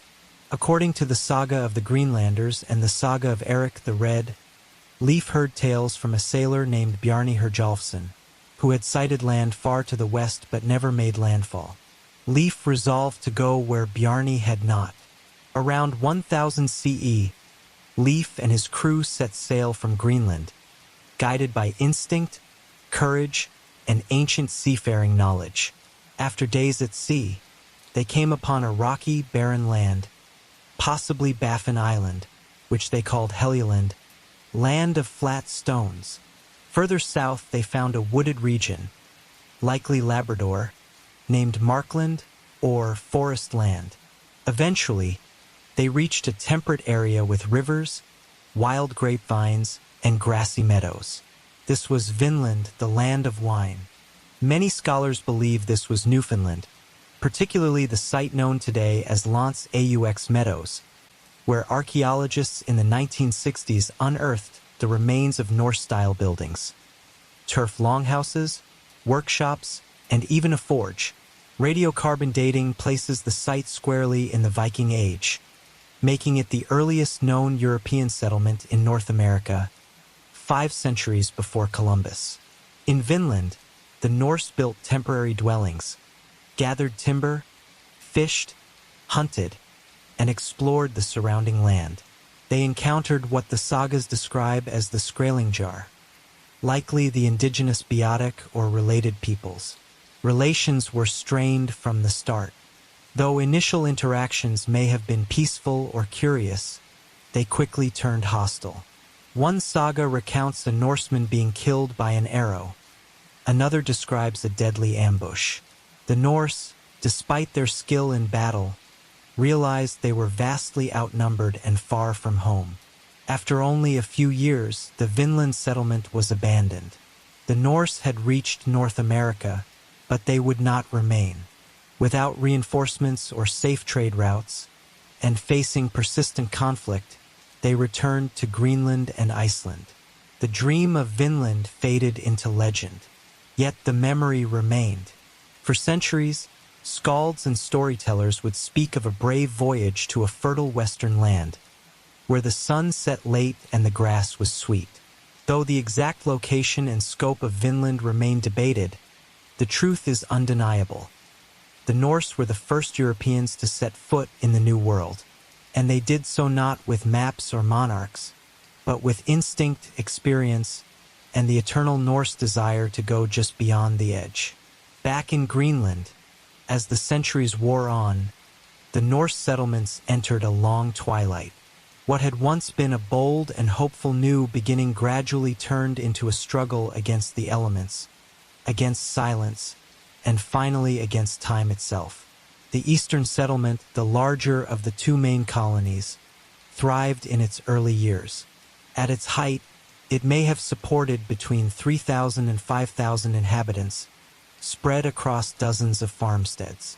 The Norse built stone churches, carved crosses, and maintained contact with Iceland, Norway, and the broader Christian world.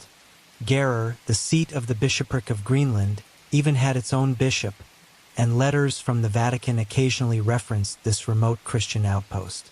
But the 14th century brought changes, slow, subtle, and devastating. First came the climate. Beginning around the late 1200s, a period now known as the Little Ice Age began to chill the North Atlantic. Winters grew colder, summers shorter. The already fragile Greenland farms began to fail. Pastures diminished, hay yields dropped, and cattle, so central to Norse status and diet, died in growing numbers. Fishing and hunting became essential, but the Norse were reluctant to adopt Inuit technologies, such as kayaks or seal hunting techniques, and as a result, they struggled where others adapted. Then came isolation. Trade with Europe slowed dramatically, especially as the Black Death ravaged the continent. Demand for Greenland's prized walrus ivory declined as elephant ivory became more available through African routes. Merchant ships stopped coming as frequently. By the 1400s, many Norse settlers had never seen the homeland they were supposedly part of. Greenland became a land forgotten by Europe, and in time, perhaps even by itself. Signs of cultural decline appear in the archaeological record. Later period settlements show evidence of poorer diets, increased consumption of wild game, and even signs of malnutrition. Churches, once grand and central, fell into disrepair. Gravestones stopped being carved. Iron, once imported, became rare. Tools were mended again and again until they could no longer serve their purpose. And then they were gone. The Western settlement disappears from the record around the early 1300s. The Eastern settlement lingers into the 15th century, with the last written reference being a wedding recorded in 1408 CE at Valsey Church, a stone structure whose ruins still stand today. After that, silence. No battles. No great catastrophe. Just a slow fading. By the time Danish missionaries returned to Greenland in the early 1700s, they found no trace of the Norse population. Only Inuit peoples remained, thriving in the same landscape that had defeated the Norse. Some speculate that the last Greenlanders simply left, returning to Iceland or Norway. Others suggest they died out, one by one, their bones now hidden beneath turf and time. It is one of history's quietest disappearances, a civilization that endured for centuries on the edge of the world, only to vanish without a sound. But their memory remains, in sagas, in stones, in the enduring whisper of wind over glacial fjords. Though the Norse settlers of Greenland and Vinland disappeared into silence, their stories did not. Across the cold expanse of centuries, they lived on in words, not etched in marble or bound in books, but sung aloud beside firelight, carried from voice to voice like sacred echoes. These stories became the sagas, the epic, semi-historical narratives that remain one of the greatest literary treasures of the medieval world. In Iceland, where the Norse oral tradition was strongest, scribes and poets began to record these tales in the 12th and 13th centuries, long after the events they described had passed. Among these texts, the most relevant to the Western explorations were the Saga of the Greenlanders, Grenlandinga Saga, and the Saga of Eric the Red, Eirik's Saga Rawa, though they differ in detail and scholars debate their accuracy. Both offer a vivid, human glimpse into an extraordinary time. The sagas describe not only the great discoveries, but also the personalities behind them. Leif Erikson is portrayed as noble and measured, his brother Thorvald as hot-headed and impulsive. Figures like Freydis Eriksdottir, Leif's half-sister, are given dramatic arcs. In one version, she becomes a fierce warrior, facing down indigenous attackers while pregnant, screaming with sword raised. Fact or fiction, such moments reflect the values the Norse admired: courage, resolve, cunning, and legacy. But the sagas were more than entertainment. They were repositories of memory, flexible, symbolic, and layered with meaning. Through their rhythms and imagery, they connected the distant settlements of Greenland and Vinland to the wider Norse cosmology. The lands across the sea were not just places.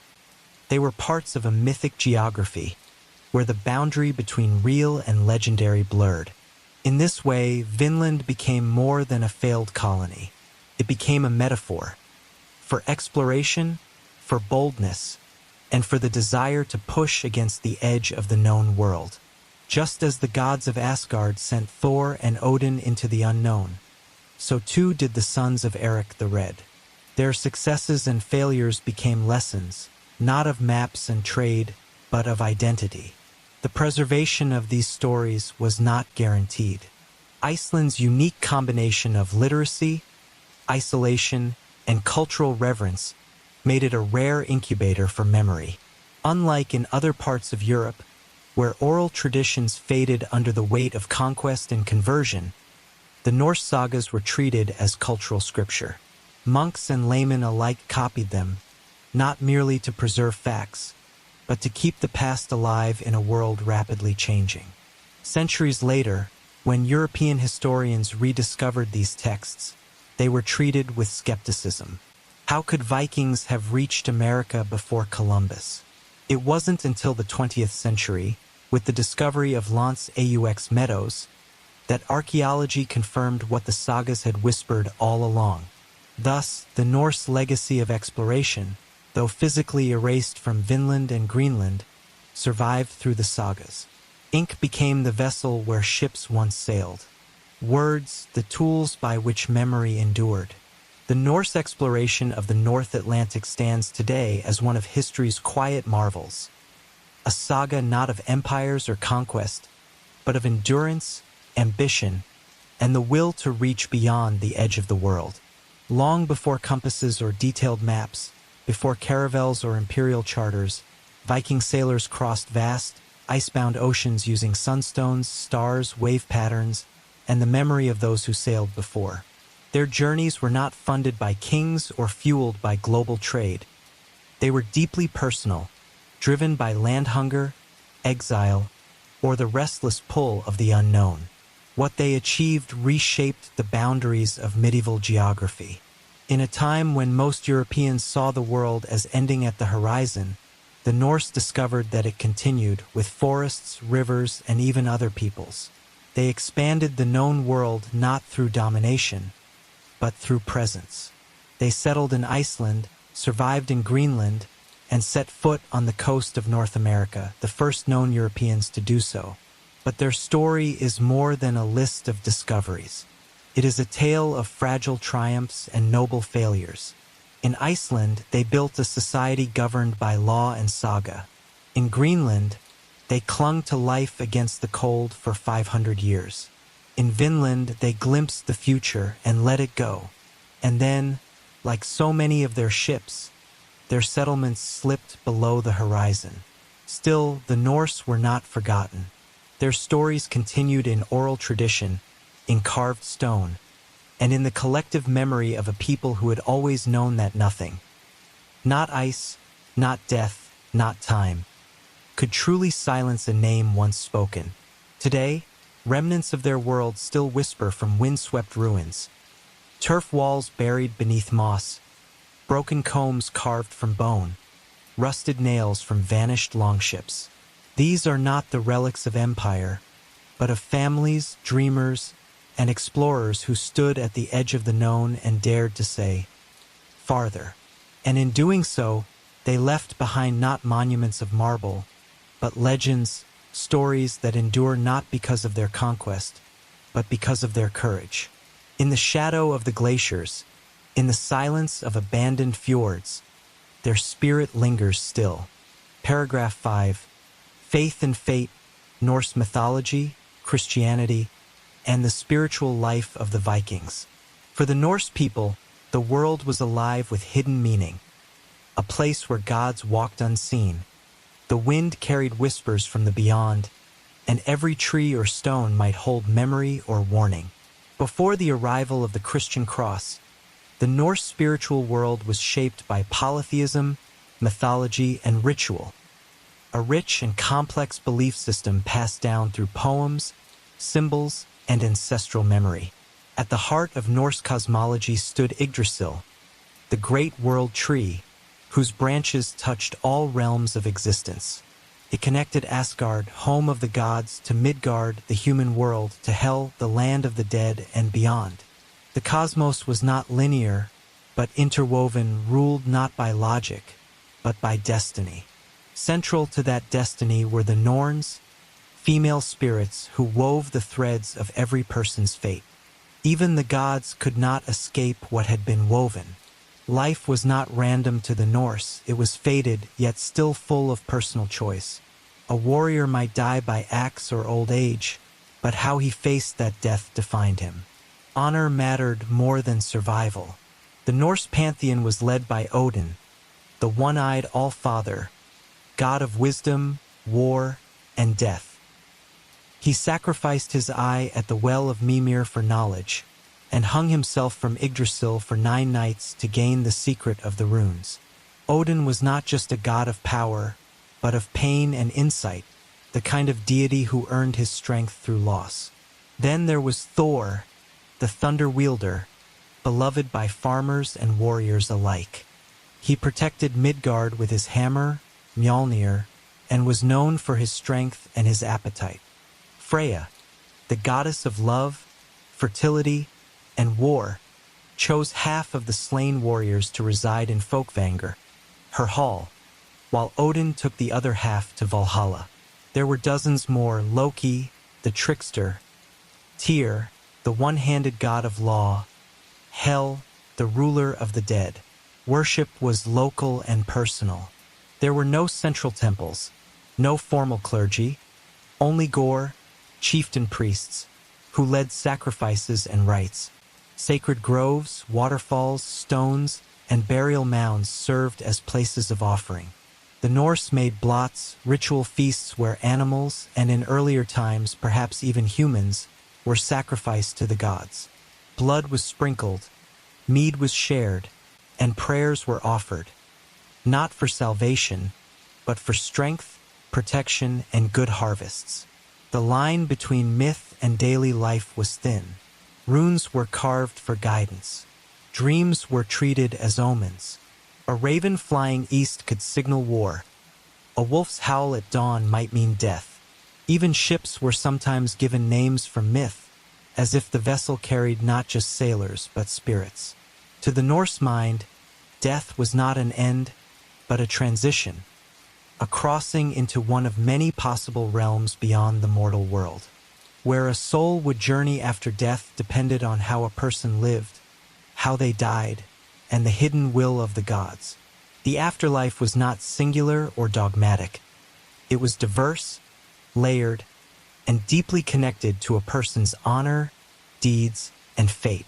The most celebrated destination was Valhalla, Odin's great hall in Asgard. Here, half of the warriors who died bravely in battle would be taken by Odin's Valkyries, supernatural maidens who soared over battlefields, choosing the worthy dead. In Valhalla, the fallen would feast endlessly, drink mead from the udders of a divine goat, and battle each other daily, only to rise again unbroken. It was a warrior's paradise, a reward not for piety, but for courage. But Valhalla was not the only realm of the dead. The other half of the battle-slain were welcomed by Freya into Folkvangr, a hall less often described but no less honorable. Meanwhile, those who died peacefully, of sickness, old age, or other unheroic causes, were believed to journey to Helheim, the cold and shadowed domain ruled by Hel, the daughter of Loki. Though often misunderstood as a place of punishment, Helheim was not necessarily cruel. It was simply quiet, somber, a realm of stillness. Funeral practices among the Norse reflected this complex vision of the afterlife. For a chieftain or warrior, a ship burial was the highest honor. The deceased might be laid in a real longship or a ship-shaped mound, surrounded by their weapons, tools, jewelry, and even animals. In some cases, human sacrifices, such as slaves or concubines, were performed to accompany the dead into the next life, though these practices declined over time and were not universal. One of the most detailed accounts of Norse funerals comes from Ahmad ibn Fadlan, a 10th century Arab emissary who witnessed a Rus, Norse, chieftain's cremation on the Volga River. He described a ritual involving 9 days of mourning, the ritual rape and sacrifice of a slave girl who volunteered to join her master in death, the construction of a funeral pyre aboard a ship, and the eventual burning of the entire vessel, sending the soul to the gods through flame and smoke.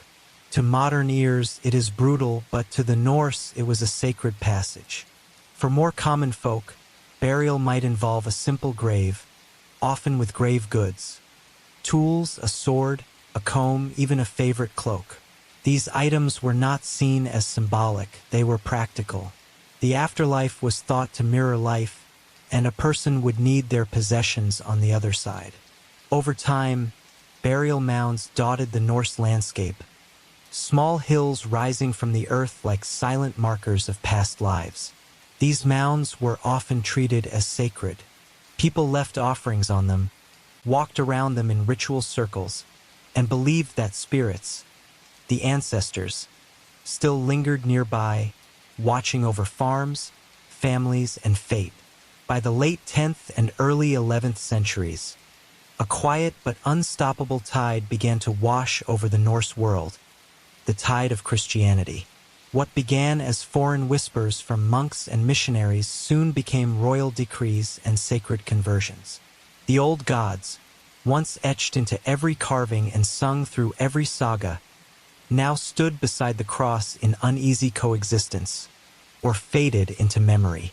Christianity arrived in waves, not through war but through trade, diplomacy, and political necessity.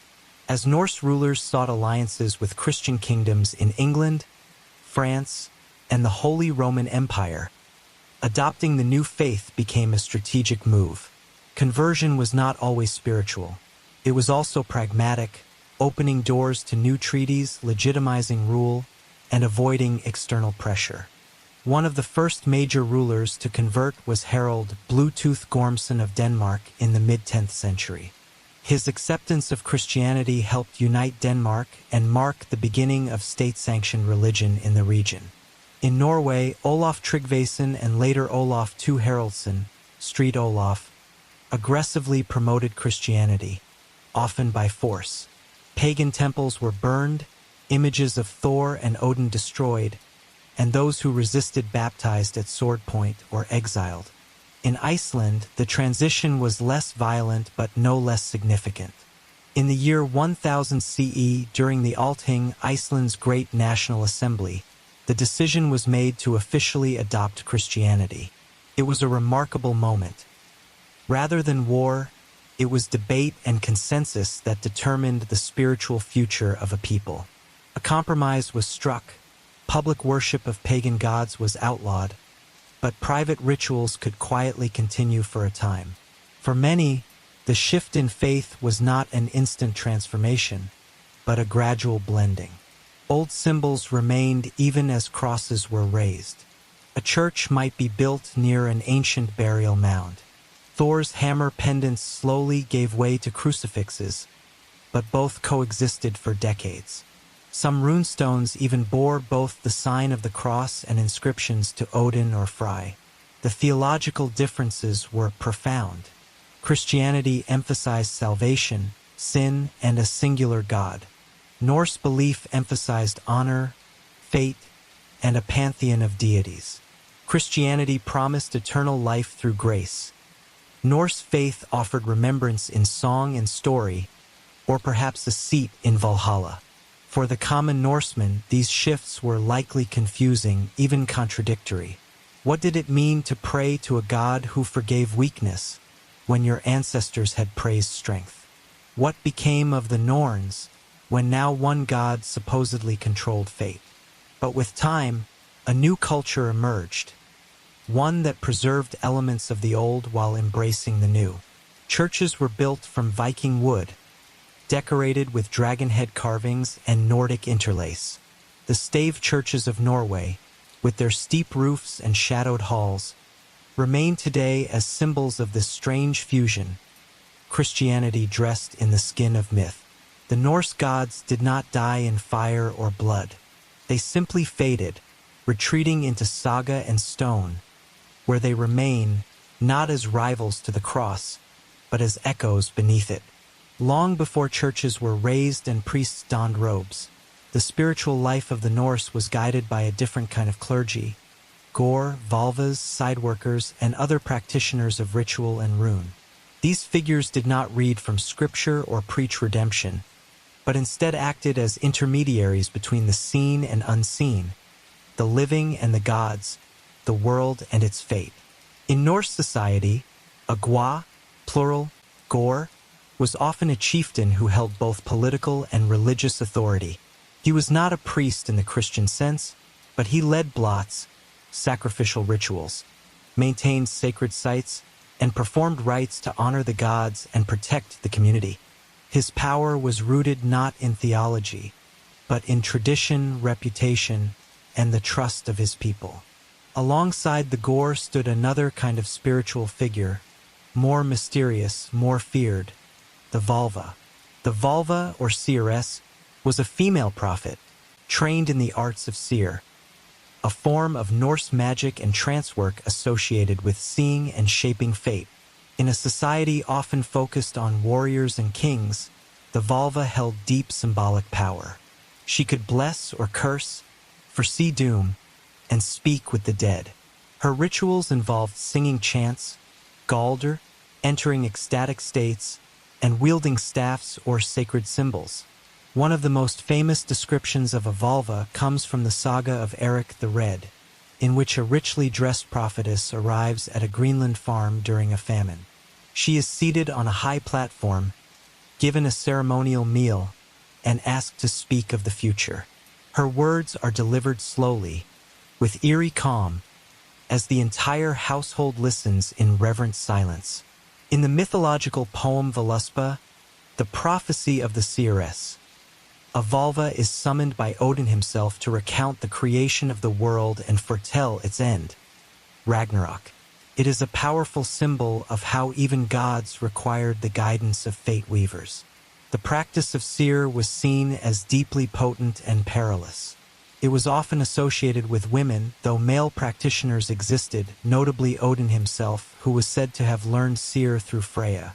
However, for men, practicing seer was considered shameful by societal standards, as it required crossing gender norms and exposing one's soul to deep vulnerability. To wield seer was to touch the threads of destiny, and that, in Norse eyes, came at a cost. Other magical practices included the use of runes for divination and communication. Runes were not just an alphabet, but sacred symbols with hidden meanings. A carved rune on a weapon might offer protection. A rune laid beneath a child's cradle might shield against spirits. Some warriors even carved runes into their teeth or bones as symbols of strength or fate. Though Christianity would eventually brand these practices as witchcraft and persecute those who practiced them, for centuries they remained central to Norse spirituality. Magic was not fantasy, it was belief made tangible, a way of reaching across the veil and speaking to that which cannot be seen. For the Norse people, time was sacred, not measured merely in days or hours, but in seasons, cycles, and omens. Their year was shaped by the earth's turning, the skies shifting, and the timeless bond between land, gods, and people. Rituals did not follow doctrine. They followed nature. Life itself was a series of transitions, and every solstice, harvest, or storm was a message from the divine.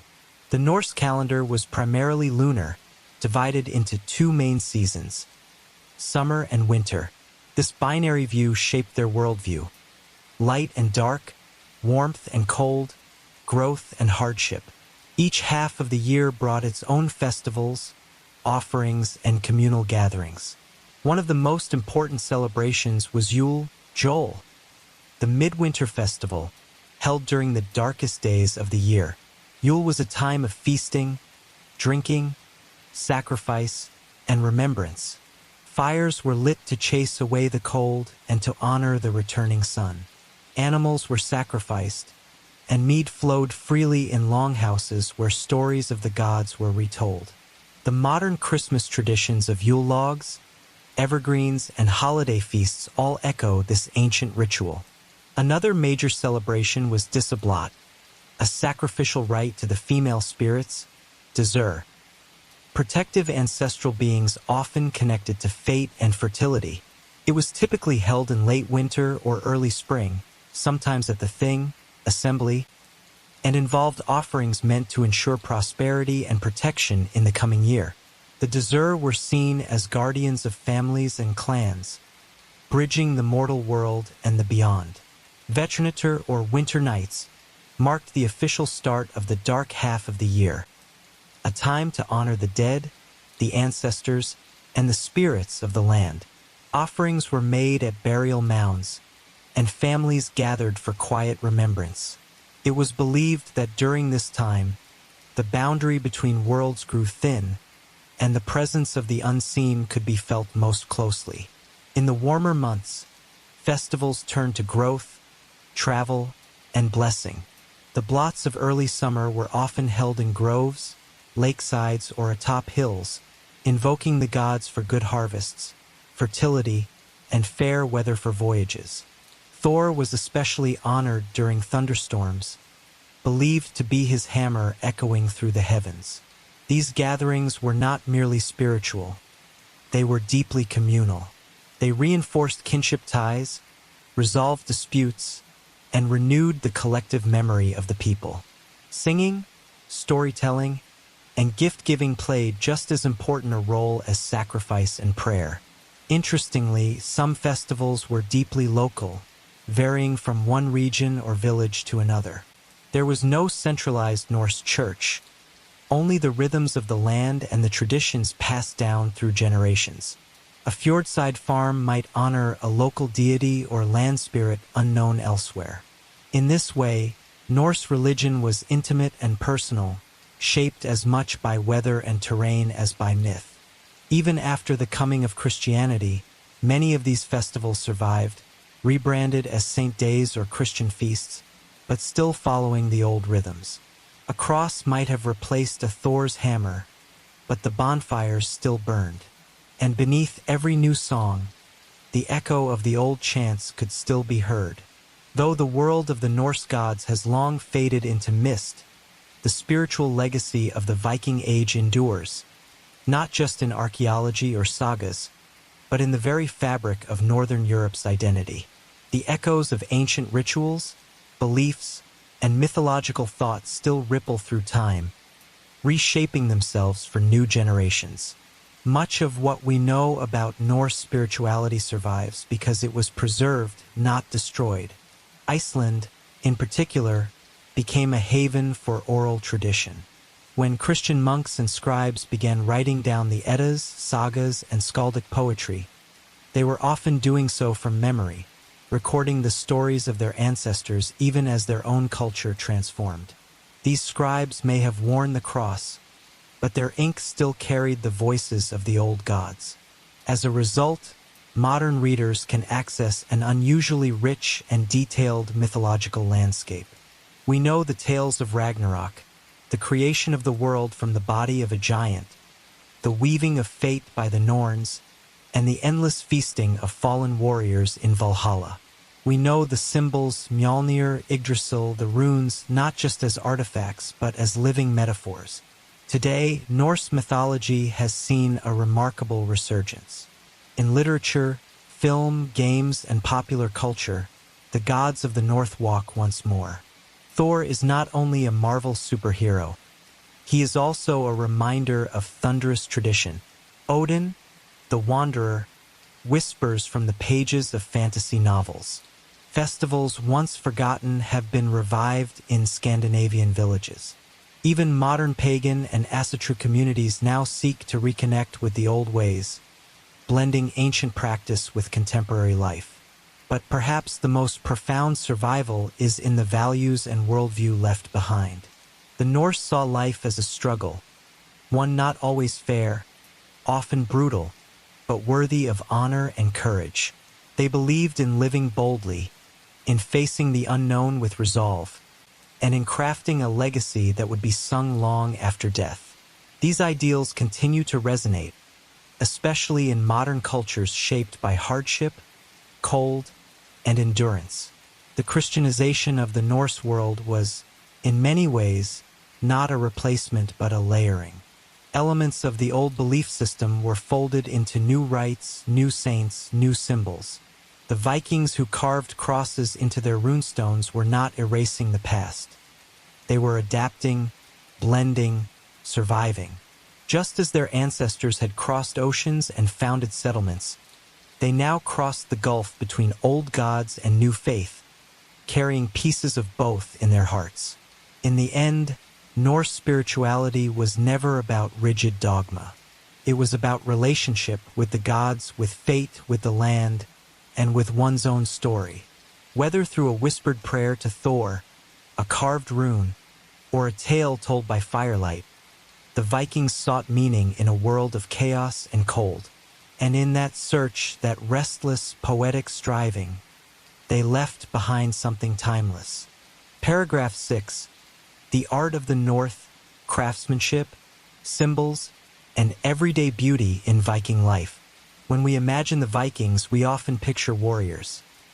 Axe in hand, shield on back, face set toward storm and flame. But behind the battle lines and longship sails was another world. Quieter, more intricate, and no less meaningful. A world of hands at work, of ornament and ritual, of wood shavings, woven thread, and carved bone. Viking art was not decoration for its own sake. It was a way of speaking with the unseen. From the humblest comb to the most elaborate ship prow, Norse craftsmanship reflected a culture that valued symbolism, precision, and the invisible threads between people and myth. Everything had meaning. A brooch was not just a fastener, it could carry runes for protection. A carved beast on a wagon was more than decoration. It might guard against spirits. Even the structure of a longhouse echoed belief, with central hearths symbolizing life and continuity. Materials were drawn from the land and sea. Wood was carved into tools, utensils, and gods. Antler and bone became combs, needle cases, and dice. Bronze and silver were shaped into arm rings and pendants. Textiles, though rarely surviving the centuries, were woven with surprising complexity. Wool dyed with madder root or woad, embroidered with care, patterned with spirals, knots, and stylized animals.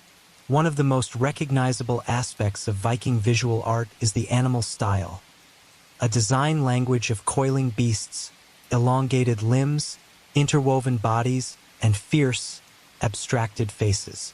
These motifs evolved over centuries, from the early boar and Oseberg styles to the later Jelling, Mammon, and N styles.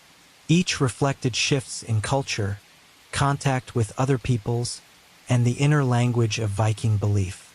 Take the Oseberg ship, buried in the early 9th century in Norway. Its burial chamber contained not only the elegant longship itself, but an astonishing array of carved sleds, beds, and wooden tapestries, all adorned with swirling, sinuous patterns. One sled features a gripping beast, its paws holding the borders of the design as if it's trying to escape the wood. It is not just a carving, it is a myth in motion. But artistry was not limited to elites. Everyday items were crafted with care. Farmers wore simple but meaningful jewelry. Sailors carved protective runes into their tools. Children played with wooden animals and whalebone toys. Even graves of poor villagers sometimes contained finely etched items. A hairpin, a woven band, a polished stone, hinting at lives lived with pride and intention. In Viking society, function and form were one. The practical was often beautiful. A blade might gleam not just with iron but with inlaid patterns of twisted metal, pattern welding, a technique both strong and symbolic. A drinking horn might be wrapped in silver, its rim etched with knotwork that told of family or faith. Their world was not gray and grim. It shimmered with craftsmanship, with symbols meant to be read, worn, and remembered. Among the most treasured objects in the Viking world were not swords or shields, but the small, gleaming marks of wealth, faith, and identity, jewelry. Rings, brooches, pendants, and beads were more than adornment. They were language. They told stories of ancestry, belief, and belonging. And they were crafted with a level of skill that still astonishes archaeologists and historians today. Jewelry in Viking society carried multiple functions. It could be practical, fastening a cloak or belt. It could be economic, used as currency. Silver arm rings or neck torques could be weighed and broken off in trade. But above all, it was symbolic. A pendant shaped like Mjolnir, Thor's hammer, wasn't just a fashion choice. It was a personal declaration of faith and protection. A brooch with animal interlace signaled not only wealth, but artistic heritage. The artisans behind such pieces, metalworkers, silversmiths, bead makers, and rune masters, held a kind of quiet prestige. Though rarely named in sagas, their work spoke for them. They worked with hammers and tongs at glowing hearths, melting silver and bronze, casting intricate molds from soapstone or clay, and engraving fine patterns that told of both personal and cosmic meaning. A distinctive hallmark of Viking metalwork is the filigree and granulation techniques. Delicate wires and tiny beads of metal arranged in swirling, often symmetrical designs. It required incredible steadiness and a patient hand. These pieces were not mass-produced. They were labors of devotion, made one at a time. Runes, too, played an artistic role. More than a writing system, they were believed to hold mystical power. Rune masters carved them into stones, weapons, tools, and jewelry. Some were simple names, prayers, or dedications. Others were cryptic or magical, intended to protect, bind, or even curse. A blade inscribed with Anumar might carry a hidden name or power word.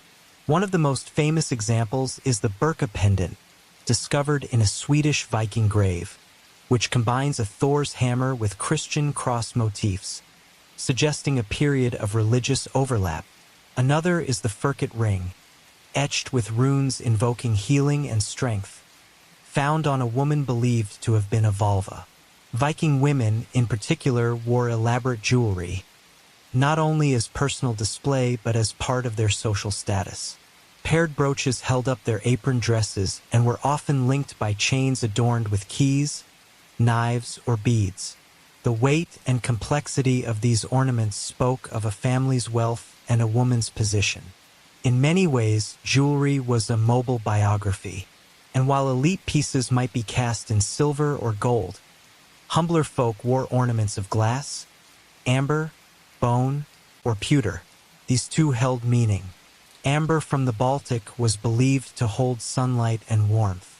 Glass beads in blue or green were traded from as far as the east, linking a farmer's wife in Norway to the marketplaces of Constantinople.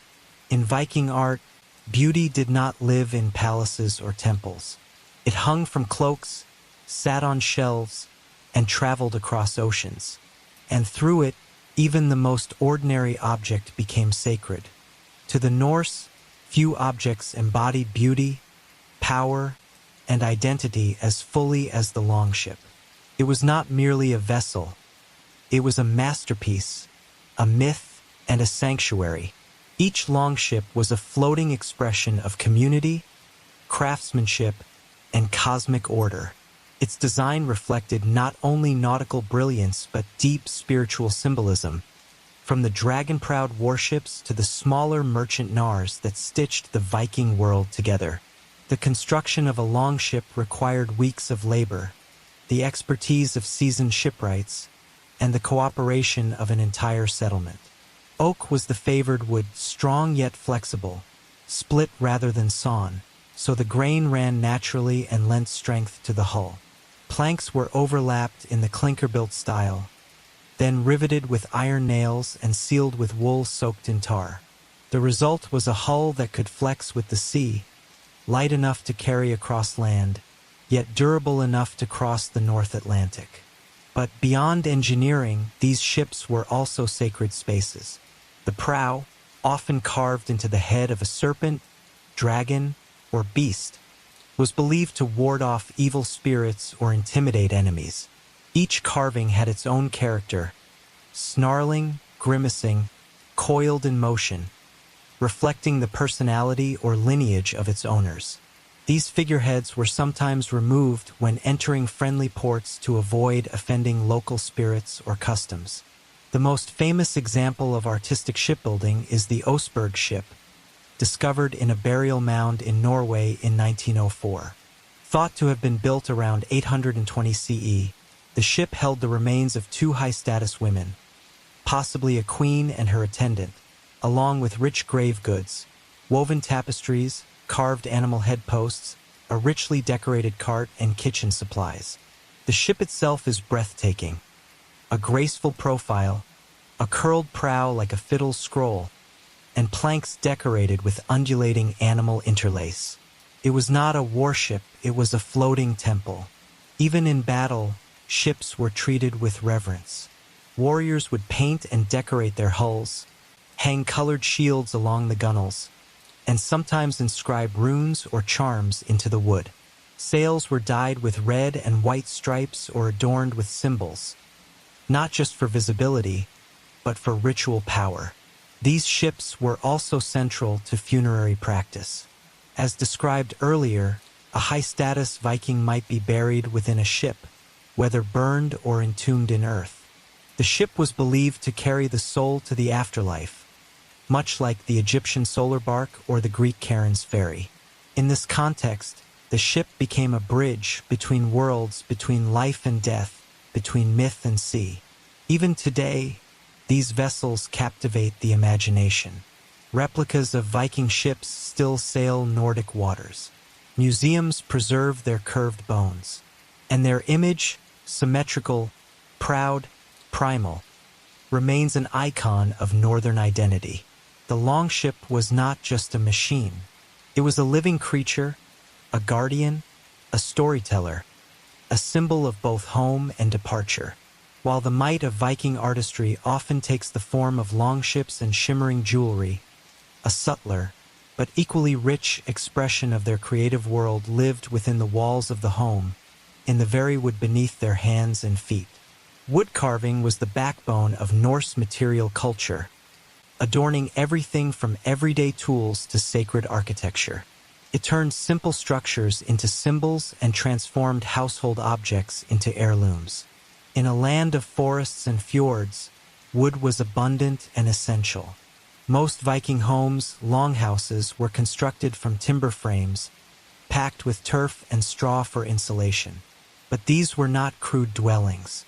Skilled hands turned beams, lintels, and doors into canvases of symbols. Columns were carved with knotwork, animal figures, and protective sigils, many of which carried spiritual weight. The home itself was seen as a living entity, and by inscribing it with sacred motifs, its occupants sought harmony with the spirits of land, hearth, and ancestors. Furniture, too, was rarely plain. Stools, beds, chests, and cradles were often carved with spiraling animal designs. Wolves chasing deer, serpents eating their tails, birds interwoven with branches. These motifs were not merely decorative. They were messages to watchers unseen, declarations of status, or symbols of mythic cycles. Among the most intriguing remnants of Viking domestic artistry are rune-inscribed objects. Not just weapons or stones, but everyday items like combs, buckets, and spindle whorls. These inscriptions ranged from ownership marks, Roger owns me, to blessings, love notes, and even jokes. A wooden stave might read, RR bless this house, while another might carry a charm against disease or misfortune. Viking runes were deeply embedded in the everyday. Children learned their forms early. Warriors carried them carved into sword hilts or shield bosses. Women used them in textile work, men in shipbuilding. Unlike the secret priestly alphabets of other cultures, runes were public, practical, and poetic all at once. A script that bridged the mundane and the magical. Temples and cult buildings, though fewer in number, were particularly rich in woodwork. The legendary Uppsala Temple, described by Adam of Bremen in the 11th century, was adorned with golden idols and rich carvings. Though little physical evidence remains, archaeological finds such as the stave churches of later centuries preserve the spiritual design language of the Norse. Steep gabled roofs, interlocking arches, dragon heads perched atop beams. These structures, though Christian in name, pulse with pagan rhythm. The persistence of these designs long after conversion reflects something deeper. The Norse did not easily separate the sacred and the everyday. A spoon could carry a prayer. A doorway might mark the boundary between worlds. To carve was not just to decorate. It was to bless, to invoke, and to remember. In this world of shadowed hearths and storm-lit rafters, wood was the medium by which stories endured, long after voice and fire had gone quiet. Though wood and metal have survived the centuries more readily than cloth, the Viking world was richly adorned in textile artistry. A hidden layer of creativity that draped their bodies, warmed their homes, and echoed their worldview. In a land of wind, snow, and long winters, clothing was not just necessity. It was identity, ritual, and expression. Viking textiles were crafted with meticulous care. Women, primarily, were the weavers and dyers, and their work began from the sheep's fleece itself. Wool was the most common material, spun by hand with drop spindles and woven on upright warp-weighted looms. For finer garments, linen was cultivated and processed from flax, though this was labor-intensive and less common in colder regions. The techniques they used, from tabby weave to more complex twill patterns, allowed for surprising variety in texture and strength. Some surviving fragments even show intricate weaves that created geometric or diagonal designs, suggesting a strong visual sense in daily clothing. These were not primitive robes or shapeless tunics. They were tailored, layered, and practical, but with thoughtful design. What brings Viking clothing to life, however, is color. Though often imagined in dull grays and browns, their garments were in fact often bright and vivid. Natural dyes, drawn from plants, roots, bark, and lichens, produced shades of red from madder, blue from woad, yellow from weld, green via overdying, and even deep purples and blacks. These colors were more than fashion. They indicated region, rank, and wealth. A chieftain's cloak, dyed deep red and edged with fur, might signal power and generosity. A trader's outfit could boast colored trim, foreign beads, or silk threads, reflecting contact with distant markets. Women's dresses, especially apron dresses fastened with ornate brooches, were often adorned with woven bands, beads, or embroidered panels. These were personal stories, wearable runes that moved with the body and caught the eye. Embroidery, while less preserved, is hinted at in both saga descriptions and archaeological finds. Stitching along hems, cuffs, and necklines often included symbolic shapes, spirals, animal motifs, protective signs. This subtle decoration reinforced the connection between utility and belief. Even the seam of a sleeve could hold meaning. Clothing also played a role in ritual and ceremony. Special garments were worn for weddings, funerals, and blots. Some graves, like that of the so-called Osberg Queen, contained luxurious textiles and embroidered tapestries, folded and placed with care. The visual richness of such burials speaks to a world where fabric told fate, and where the dead were dressed not in rags but in legacy. Even tools of the trade were honored.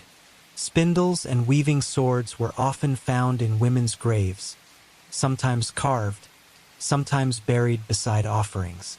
In a sense, the weaver was not only a craftswoman. She was a shaper of time, working thread by thread through the long winter months, spinning beauty and order from raw chaos. The cloth may have faded, but its impression lingers, in stone carvings, in grave goods, in poetry. And in this way, Viking textile art remains not just a curiosity of history, but a soft, resilient whisper from the hands that once shaped it. The artistry of the Viking world, from shimmering arm rings to runes scratched into doorframes, was never created in isolation. It emerged from a worldview that saw no boundary between the practical and the spiritual, the beautiful and the necessary. In Norse life, art was not locked away in temples or elite galleries. It lived in the home, on the ship, around the hearth. It was a shared language, one that connected people not only to each other, but to their gods, their ancestors, and the vast forces of fate. This view of creativity as woven into life itself made Viking craftsmanship deeply democratic. A farmer might wear a simple Thor's hammer amulet to guard his crops. A fisherman might carve a serpent into his or as a charm against storms. A child's wooden toy might echo the same beast seen on a burial wagon or carved altar. Meaning was accessible. Sacredness was worn, touched, and passed from hand to hand. It is this intimacy that gives Viking art its enduring power. Unlike the monumental statuary of Rome or the precise symmetry of Islamic calligraphy, Norse visual language thrives on motion, interconnection, and fluid form. Animals twist around themselves, limbs morph into tendrils, heads bite their own tails. Time is not linear but looping. Identity is not fixed, but part of an ever-turning knot. These motifs weren't just decorative, they were cosmic metaphors. This legacy did not disappear with Christianization. While the new faith brought crosses, saints, and Latin texts, the visual habits of the North endured. Stave churches continued to be built in styles echoing longhouses. Christian altars were flanked by dragons. Runes were carved beside crosses. Even in transformation, the Norse artistic identity persisted and adapted, finding new expressions. Today, we can trace this heritage in countless ways. Museums across Scandinavia and beyond preserve brooches, swords, tapestries, and ships. Artists and blacksmiths revive the old forms, not out of nostalgia, but as a living connection to something deep and resonant. Jewelry makers cast Thor's hammers in silver.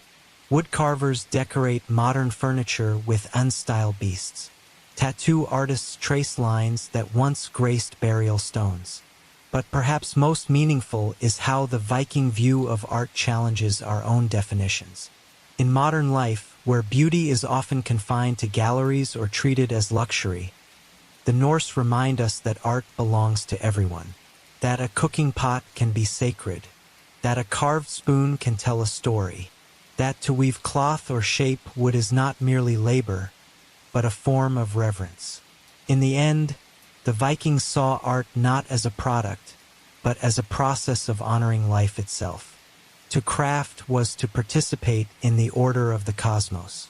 To carve, to shape, to stitch, these were not merely acts of creation, but of connection. And in the quiet rhythm of their tools, in the spiral of a rune or the grain of a plank, we hear the same truth that guided their blades and sails, that beauty, like the sea, is endless and always in motion. Paragraph 7. Across the Whale Road, Viking exploration, trade, and the shaping of the medieval world. In the great age of Viking expansion, roughly from the late 8th to the mid-11th century, the Norse people did far more than raid. They journeyed, they traded, they settled. They mapped out one of the most impressive and underestimated networks of cultural and economic influence in medieval history. To cross the sea, which they called the Whale Road, was not merely to seek fortune, but to forge identity, to test the boundaries of the known world and of their own spirit. From the windswept isles of Scotland to the frozen fjords of Greenland, from the bustling marketplaces of Baghdad to the muddy banks of the Seine, the Vikings traveled with a mix of fearlessness, practicality, and wonder. And everywhere they went, they left echoes, in place names, genetic threads, customs, and ruins. At the heart of their exploration was the longship, light and flexible enough to ride the open sea or navigate shallow rivers. With these sleek vessels, Viking crews of 30 or more could sail hundreds of kilometers in a matter of days, beach their ships anywhere, and carry them over land when needed. Their ability to move quickly and unexpectedly gave them both strategic advantage and commercial opportunity. The initial sparks of the Viking expansion were lit with violence. The infamous raid on Lindisfarne in 793 marked a beginning not of conquest alone, but of awakening. Churches and monasteries were targeted for their wealth, but also because they represented soft, unarmed targets. Yet within a generation, Vikings were not just looting, they were settling.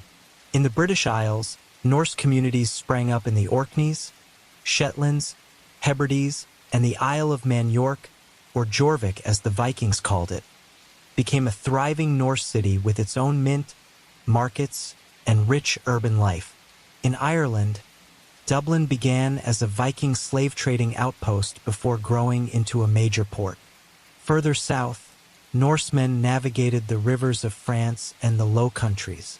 The most dramatic moment came in 911, when a Viking chieftain named Rollo was granted land by the Frankish king Charles the Simple. This territory, Normandy, land of the Northmen, would become not only a new Viking realm, but the seedbed of the future Norman conquest of England in 1066. To the east, the Vikings followed the rivers of Russia, the Dvina, the Dnieper, the Volga, founding trading centers and temporary settlements as they went. Known as the Varangians, these Norse traders and warriors formed the foundation of what would become the Kievan Rus, a polity that laid the groundwork for modern Russia and Ukraine. Their trade network stretched all the way to the Black Sea and beyond, to Constantinople, where Norsemen served as elite mercenaries in the Varangian Guard of the Byzantine emperors. The presence of these warriors, tall and fair-haired among the marble halls of Byzantium, must have seemed otherworldly.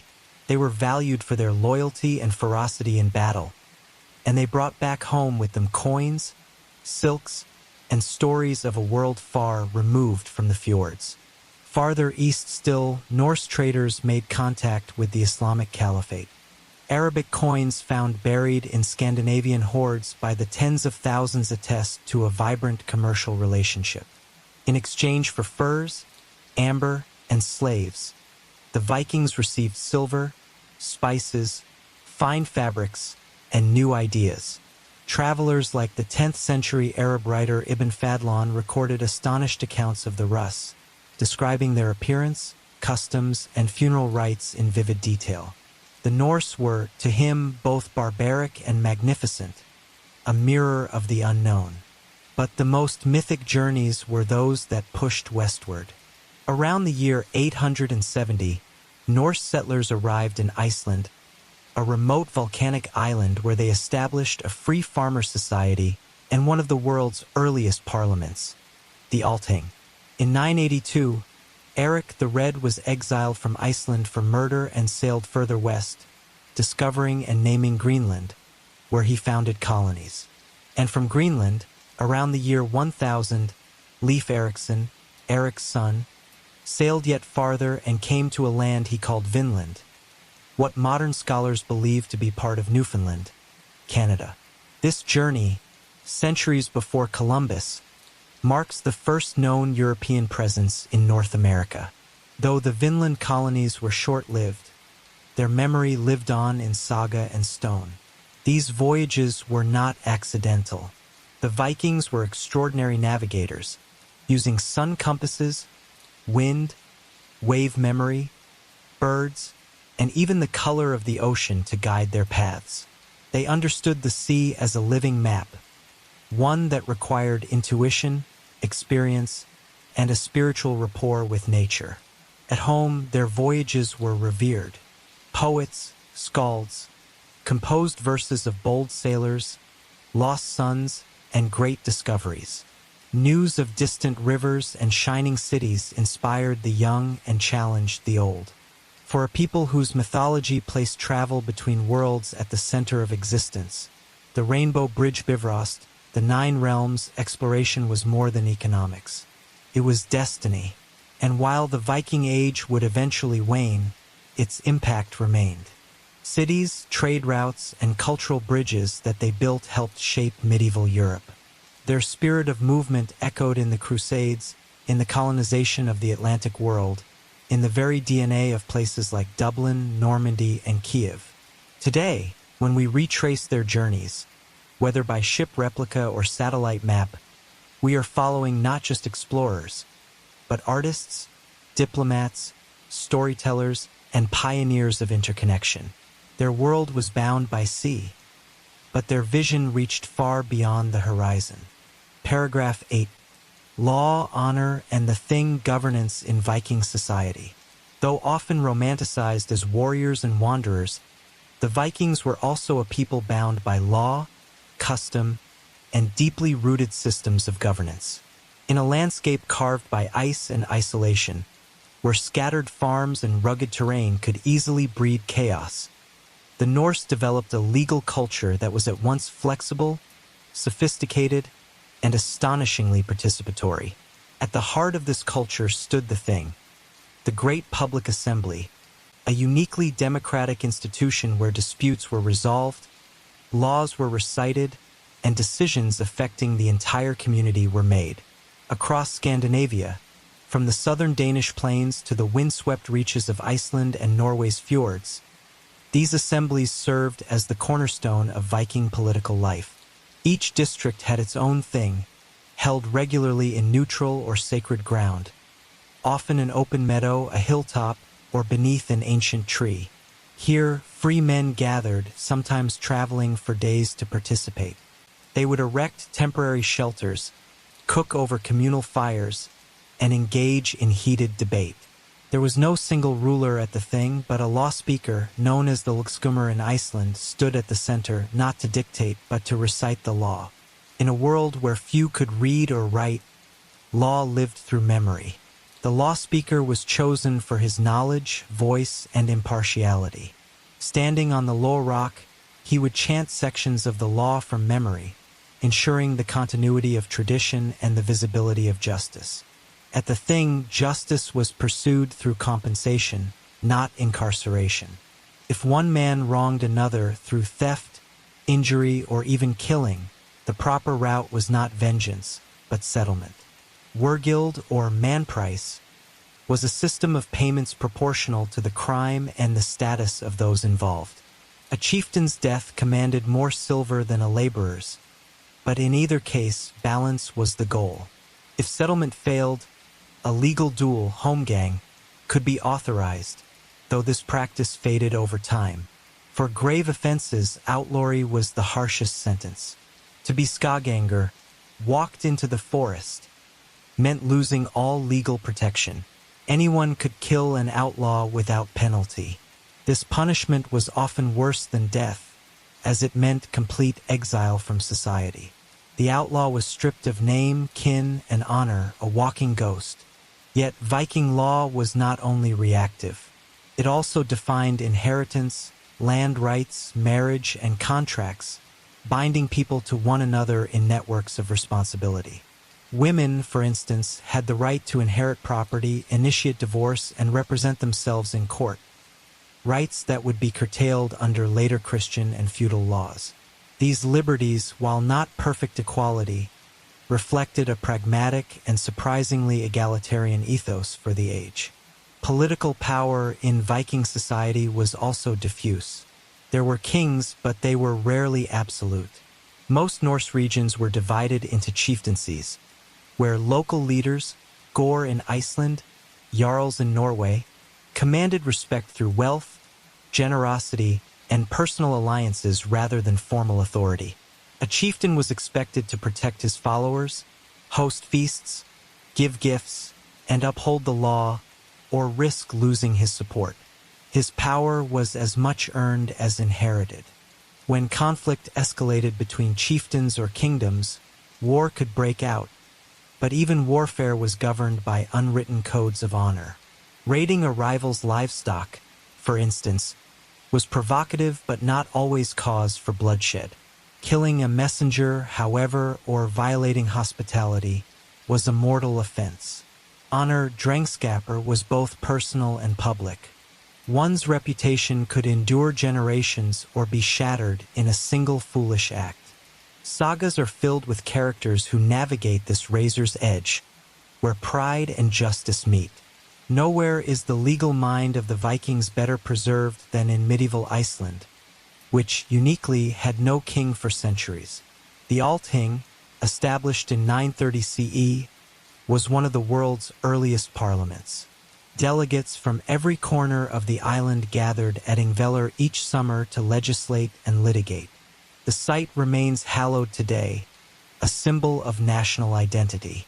For centuries, these annual meetings maintained order among fiercely independent farmers and clans, offering a model of consensual governance that rivaled many monarchies of the time. The legal stories of the sagas, Njal Saga, Laxdala Saga, and others, are not tales of brute force, but of law, betrayal, and reconciliation. They chronicle the slow churn of justice, the weight of sworn oaths, and the high cost of vengeance. In these narratives, the thing is often the stage upon which fate unfolds. We see how law binds and how it sometimes fails, but always it remains central to Viking identity. And while the Viking Age eventually yielded to monarchy and church, the legacy of the thing endured. Even today, in Iceland, Norway, and the Faroe Islands, the name survives in parliament buildings and political language. It is a reminder that the Norse were not only shipbuilders and poets, but also builders of civil society, of law without tyranny, and of justice voiced beneath open skies. Paragraph 9. Faith of the Norse mythology, ritual, and the spiritual world. To understand the Viking world is to enter a realm where the sacred and the mundane walked side by side, where thunder was not merely a storm but the hammer of a god, and where fate was not abstract but a woven thread spun by divine hands. The Norse people lived in a cosmos alive with presence. Gods, giants, spirits, ancestors, and unseen forces that shaped every action and echoed in every silence. Their mythology was not simply a belief system.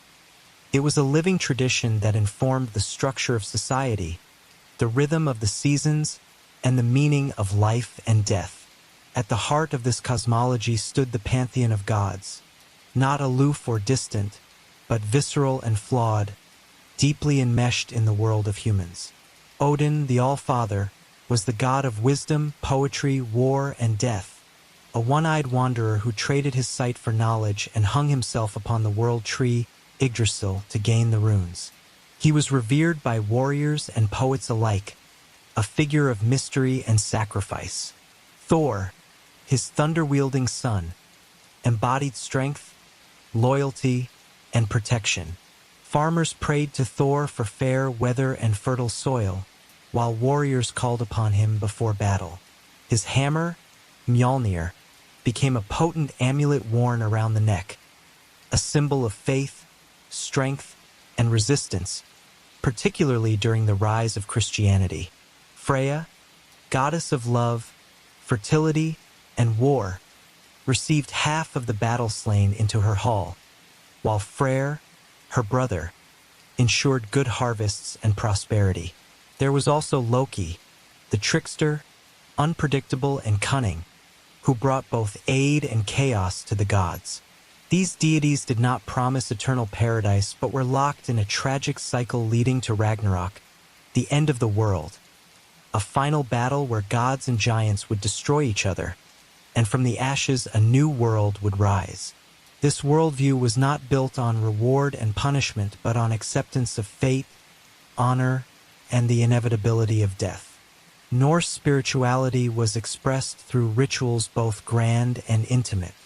Public blots or sacrifices were central religious events. Held at seasonal festivals like Yule or during times of hardship, these ceremonies involved offerings of food, drink, and sometimes animals, and, in rare historical accounts, even humans, to the gods and spirits. They were performed outdoors, often at sacred groves, stones, or springs. The blood of the sacrifice was considered potent, splashed upon idols, walls, and participants in an act of communion. These gatherings were not only spiritual but also deeply social, times of feasting, storytelling, and reaffirmation of communal bonds. Priesthood was not centralized. In earlier periods, chieftains often acted as religious leaders, responsible for maintaining relations with the gods on behalf of their people. In some accounts, women, vulvas, or seeresses held significant religious authority. They performed rituals of cedar, a form of Norse magic involving prophecy and spirit communication. The famous account of a vulva in the Saga of Eric the Red describes a woman dressed in ceremonial clothing, bearing a staff with brass knobs, surrounded by women singing ritual songs.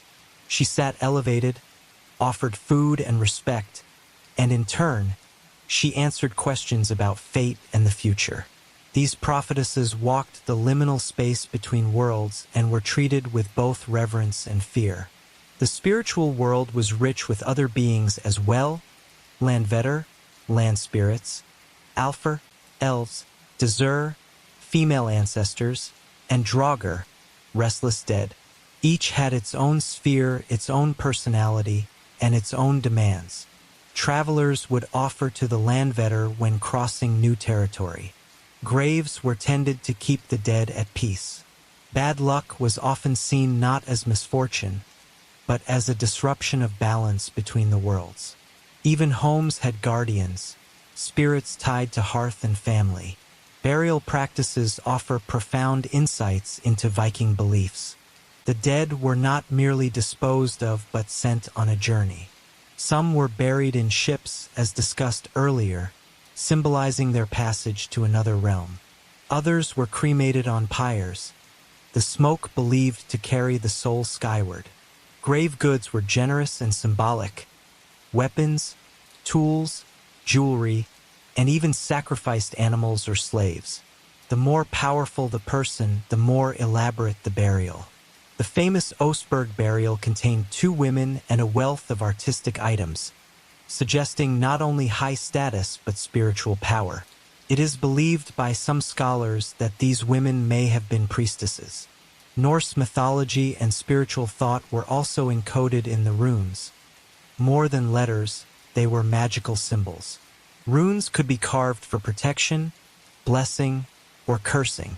They were etched into swords, amulets, buildings, and bones. The very act of carving was believed to invoke power. The Poetic Edda and Prose Edda, the major surviving sources of Norse mythology, describe runes as ancient and sacred, learned by Odin himself through self-sacrifice. Norse belief was not static. It evolved through contact with other cultures, especially during the era of exploration and trade. Encounters with Christianity challenged traditional faith but also influenced its forms. In some places, the 2 religions coexisted for generations. Graves have been found where both Thor's hammer and a Christian cross lie side by side. Some Norsemen converted for political or economic reasons. Others saw in Christ a warrior or king like their own gods. But even after formal conversion, old beliefs lingered in folk tales, seasonal customs, and the hidden corners of ritual. Today, Norse spirituality continues to fascinate. In Iceland and other parts of Scandinavia, asatru, a modern revival of Norse paganism, is practiced openly. Archaeologists continue to uncover sacred sites, and scholars re-examine sagas not just as literature, but as windows into a lost worldview. What emerges is a people not bound by fear of divine punishment, but inspired by divine example gods who fought, failed, died, and returned. A people who viewed life as a web of relationships between humans, gods, nature, and fate. In their myths, we see not just stories of otherworldly creatures, but a mirror of human resilience, complexity, and longing. And in the quiet forest grove or windswept burial mound, the echoes of their prayers, for protection, for wisdom, for peace, still seem to linger. Paragraph 10. Echoes across the fjords, the end of the Viking Age and the quiet legacy left behind. As the 11th century unfolded, and the fires of old halls gave way to the bells of stone churches, the Viking Age began its slow and gentle fading, not with a great clash or cataclysm, but with a quiet transformation, a soft turning of seasons. The sails still caught the wind, but their destinations changed. No longer wild raids along foreign shores, but trade, diplomacy, and migration. Kings rose where once there were chieftains, and crosses stood where sacred groves had grown. The longships still slid through the fjords, yet their purpose had shifted, from conquest to commerce, from exile to pilgrimage. And while the clang of sword against shield grew rarer, the old stories, whispered in firelight, remained. The Norse world, once so defined by motion and uncertainty, began to settle. The spread of Christianity, slow and uneven, brought with it new laws, new rituals, and a different conception of the divine. The old gods were not so much forgotten as absorbed, their strength, their memory, their poetry softened into folklore and tale. Thor's hammer became a blacksmith's charm. Odin's wisdom echoed in proverbs and dreams. The final blow came not from conquest, but from time. From generations growing up in peace, in stone houses, under the cross, learning Latin and listening to new kinds of prayers. Yet for all the outward change, something of the Viking soul endured. It remained in the architecture of the mind, in the deep reverence for land and sky, the belief in honor, the respect for ancestry, and the quiet awe at the unknown. It remained in language, in words still spoken across the North Sea, in names etched into gravestones, and in lullabies passed down by grandmothers who no longer knew where the tune began. It remained in art, in swirling lines carved into wood and stone, in simple woven patterns that once spoke of gods, now just of comfort and home. The world the Vikings helped shape did not vanish with their passing. The trade routes they opened remained, the towns they founded grew, the laws they wrote formed the seeds of modern justice. In Iceland, the Althing continued to meet, evolving over centuries into a symbol of democratic resilience. In Normandy, the descendants of Norse settlers became dukes and kings, shaping the future of England and France. In the sagas, written centuries later by Christian scribes, we hear the voices of a people who understood the fragility of life, the weight of choice, and the mystery of fate. Their stories are not about immortality or moral purity, but about endurance, about trying, failing, loving, seeking, and remembering. Even now, the landscape holds their memory. On quiet hills, burial mounds still rise like sleeping giants beneath the moss. In the hush of northern forests, one can imagine the step of a huntress or the chant of a volva. The sea, ever restless, still murmurs the names of ships long gone. Nars, snekjes, dragons with wooden prows. And in the silence between the waves, perhaps we can still hear the creak of oars and the hum of a skald's voice, telling of a time when gods walked the earth and honor meant something deep and wordless. In our museums and stories, In our maps and memories, the Vikings remain not as conquerors alone, but as dreamers of motion, builders of worlds, and singers of legacy. Their age may have ended, but the echo lingers, like a ship disappearing into morning mist, leaving only the ripple behind.